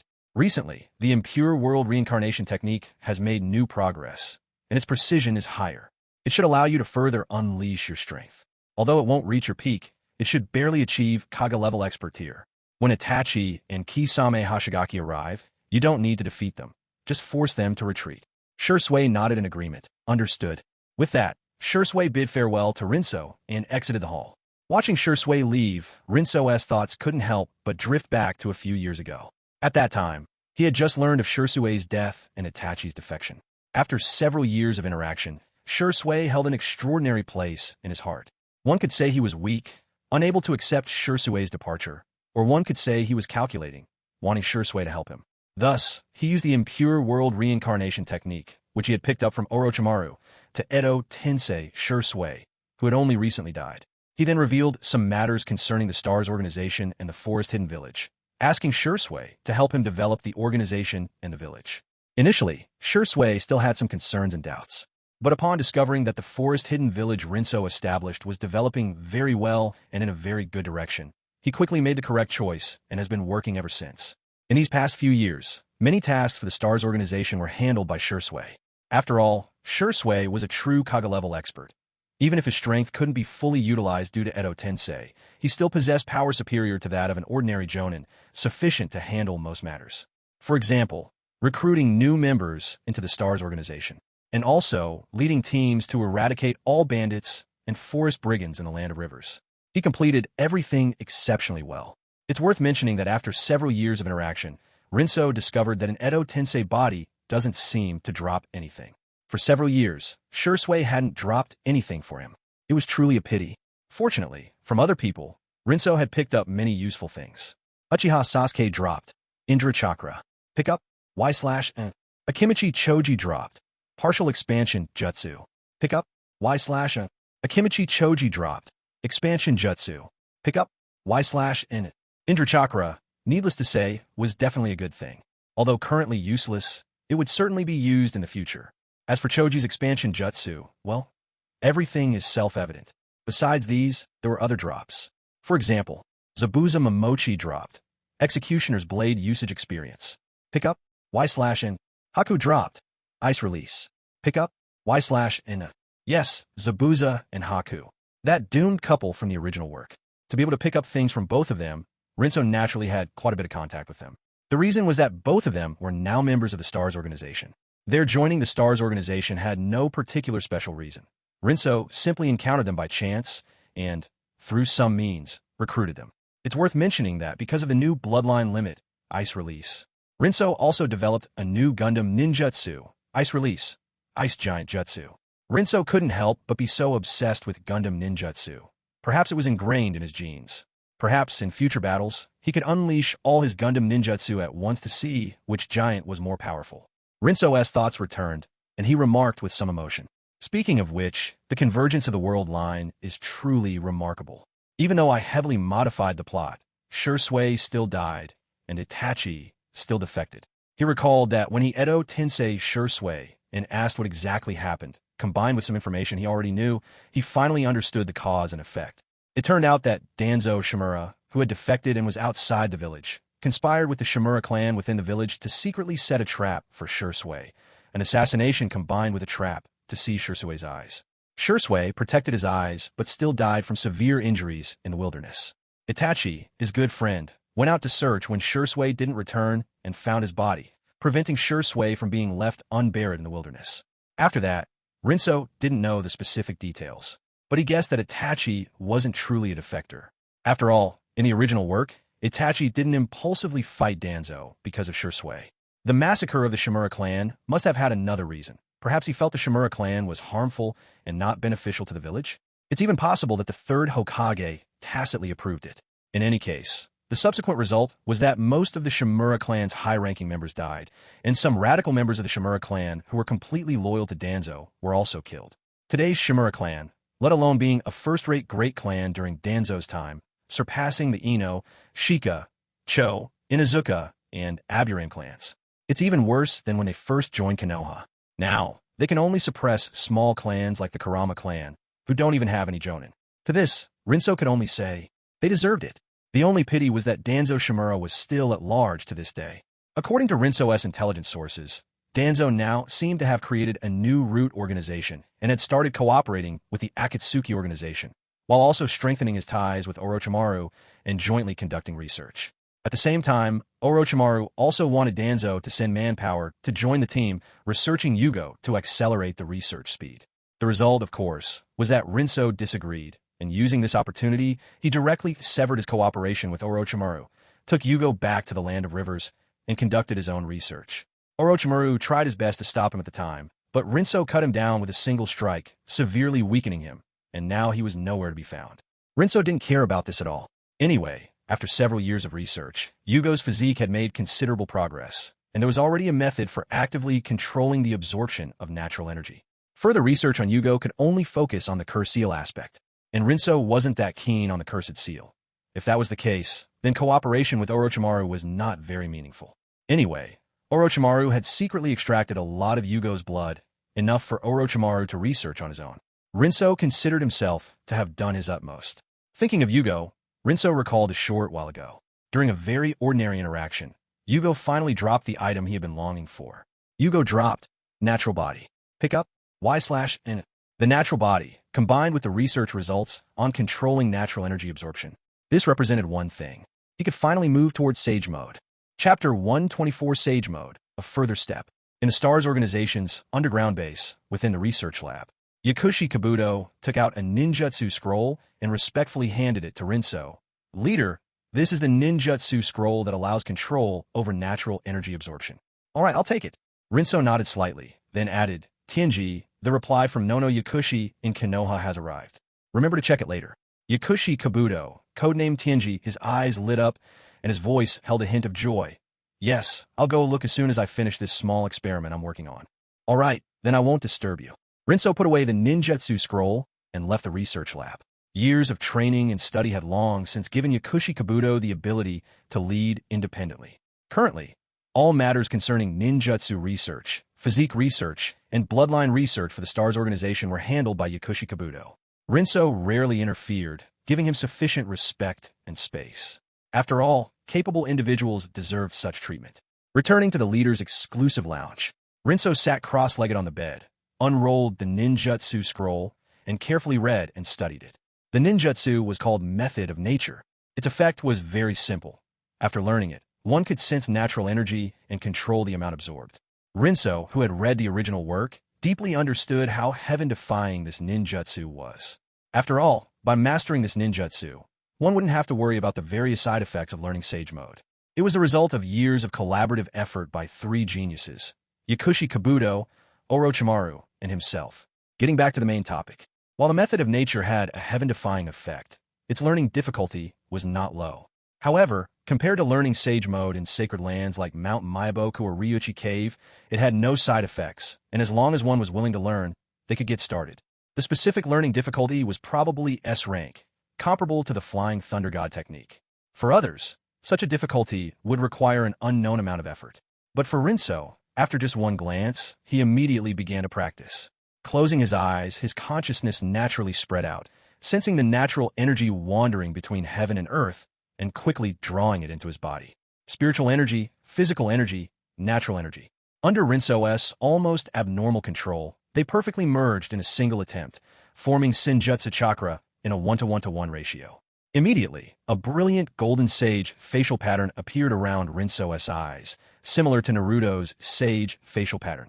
However, Rinso also had an additional pattern on his forehead, a brilliant golden sun symbol, very dazzling and eye-catching.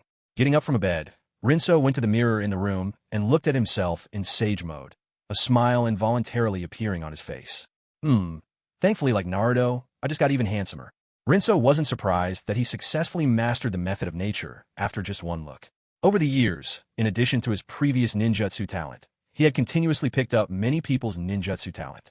He even couldn't quite remember whose they all were, only recalling that Mei Terumi, Samui, Temari, and many others had dropped them. With so many people's ninjutsu talent stacked on him, it was easy to imagine how heaven-defying his current ninjutsu learning talent and ninjutsu development talent were.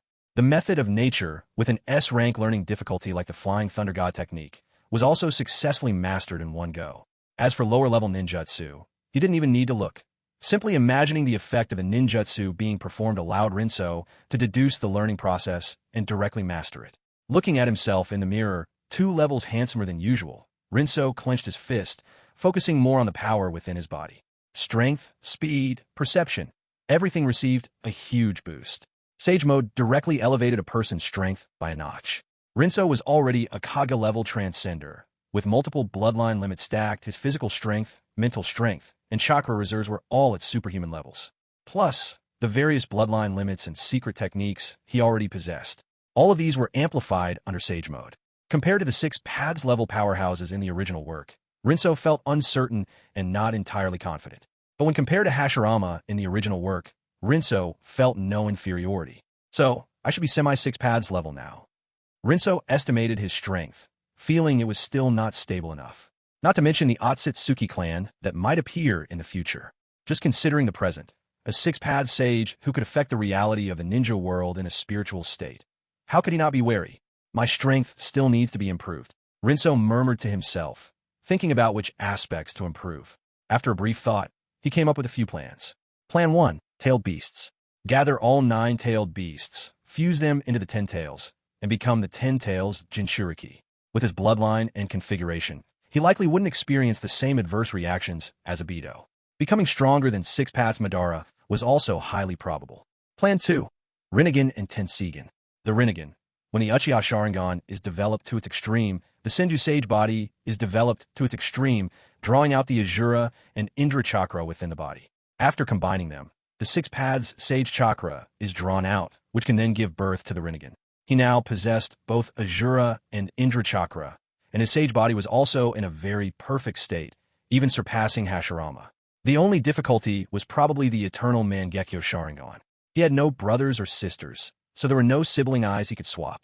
Perhaps he could try if a Mangekyo Sharingan from a non-relative could help him awaken the eternal Mangekyo, or rely on the system's pickup. That way, there should be no risk. It was just a pity that he hadn't picked up a second Mangekyo Sharingan yet, and he didn't know how long he would have to wait. Putting the Rinnegan aside for now, Rinso thought of the Tensigen. This powerful, I was even superior to the Rinnegan. Compared to the Rinnegan's versatility and multifaceted nature, the Tensigen leaned more towards destructive power. Its accompanying Tensigen chakra mode was even comparable to the 6 paths Sage mode, allowing one to directly enter the 6 paths level. There is one more way to obtain it than the Rinnegan. 1. Fusing a large number of Byakugan. 2. A Byakugan of extremely high purity, combined with pure Otsutsuki bloodline chakra. The former was unrealistic. The existence of the cage bird made Byakugan difficult to collect. Moreover, Rinso already had a good relationship with the Hyuga clan, so he wouldn't do such a beastly thing. For the latter, his Byakugan purity was definitely high enough. The only headache was the Otsutsuki bloodline chakra. Aside from Otsutsuki Tonari on the moon, Rinso couldn't think of a second person. So, I need to find time to go to the moon. Rinso murmured to himself, having made a judgment. He was determined to obtain the Tensigen. He also didn't plan to give up on the Rinnegan. Including the 10 Tails Jinchuriki plan, he also didn't intend to abandon it. So, will I have to be an enemy of the ninja world in the future? Rinso thought this, a smile of interest appearing at the corner of his mouth. He somehow felt it was incredibly exciting. Chapter 125 Sasuke's application to lead a Jonin team within seconds. Konoha Ninja Academy. On the dueling grounds, Sasuke clutched his abdomen, kneeling on the ground with a look of disbelief. One move, just one move. He had just formed the seal of confrontation with Rinso, signaling the start of the battle. Yet, it didn't even last 3 seconds. Ninjutsu, Jinjutsu, Taijutsu, Kinjutsu. Rinso used no techniques, no abilities at all. It was just the simplest punch, imbued with power that could crush him, casually swung to the side. And he, as if actively charging into it, was hit directly. It wasn't that he lost his head. His movements were completely predicted. Even his own footing, which he himself needed a moment to react to, Rinso had already sent his fist there first. This chasm-like difference in strength left Sasuke unable to calm down for a long time. He knelt on the ground, his two-tomo Sharingan flickering with a bloody glow. His proud insight was utterly shattered. How could he, like this, defeat his brother, Uchiha Itachi, who left without a word? How could he uncover the truth behind everything? Sasuke's breathing gradually quickened, and the rotation speed of his Sharingan continuously accelerated. It seemed to be reaching a critical point. However, his emotions were ultimately not strong enough, and the rotation speed of his two-tomo Sharingan slowly returned to normal, failing to evolve. Seeing this, Rinso, who had been observing from the side, then stepped forward and extended his hand. Losing to me is nothing to be ashamed of. Looking at the hand extended towards him, if it were anyone else, Sasuke would have definitely slapped it away. But facing Rinso's smiling face, Sasuke merely turned his head and took his hand. Pulled to his feet, Sasuke remained stubborn. Next time, I'll be stronger than this. Rinso smiled and formed the seal of reconciliation. Although our time at the Ninja Academy is almost over, you can still challenge me to spars in the future. Sasuke also formed the seal of reconciliation. Losing to others would make him resentful. But losing to Rinso, he could still accept. After all, ever since he met Rinso, he had never truly understood Rinso's real strength, which was even more mysterious than his brother, Uchiha Itachi. Sasuke patted the dust off his clothes and walked away with long strides. On the sidelines, the Ninja Academy students began to discuss. Did any of you see it clearly? No, I didn't see it clearly. One move. How did Sasuke lose in just one move? Isn't Sasuke second in our class? How can there be such a big difference between him and Rinso? Who's first? With that kind of strength, he probably already deserves the title of a full-fledged ninja. Not far away, Shikamaru, looking sleepy, lazily spoke. Sasuke is second because he can only be second. Rinso is first because his limit is first. Yeah, Choji, eating snacks, nodded in agreement. We'll be assigned to teams after the graduation exam soon. It would be great if I could be in the same team as Rinso. Thinking about how Rinso would occasionally bring him food, Choji said with some anticipation. Hearing this, Shikamaru shook his head and smiled. Don't think too much. Your team and mine have already been decided. The Ino, Shika, Cho trio won't be separated. Rinso-kun a towel. Rinso, drink some water. Rinso-kun, let me help you relax. By the training ground, Rinso, who had ended the battle in a single blow, was surrounded by Yakumo and two others, meticulously attending to him, wiping his sweat, feeding him water, and massaging his shoulders. Anyone unaware would think he had just gone through some intense battle. Moreover, wiping sweat and feeding water was one thing, but why were they massaging his shoulders? Rinso helplessly removed Yakumo's hand from his shoulder, feeling that this was most likely her taking advantage. Just then, Naruto came over. Without much tact, he asked, Big brother Rinso, the graduation exam is coming soon. Who do you think I'll be teamed up with? After thinking for a moment, Rinso shook his head uncertainly. I'm not sure. This was the truth. After all, with him as a variable, plus Karen and Yakumo, it was hard to guarantee that the team assignments would be the same as in the original work. Especially him. Possessing would release was an open secret.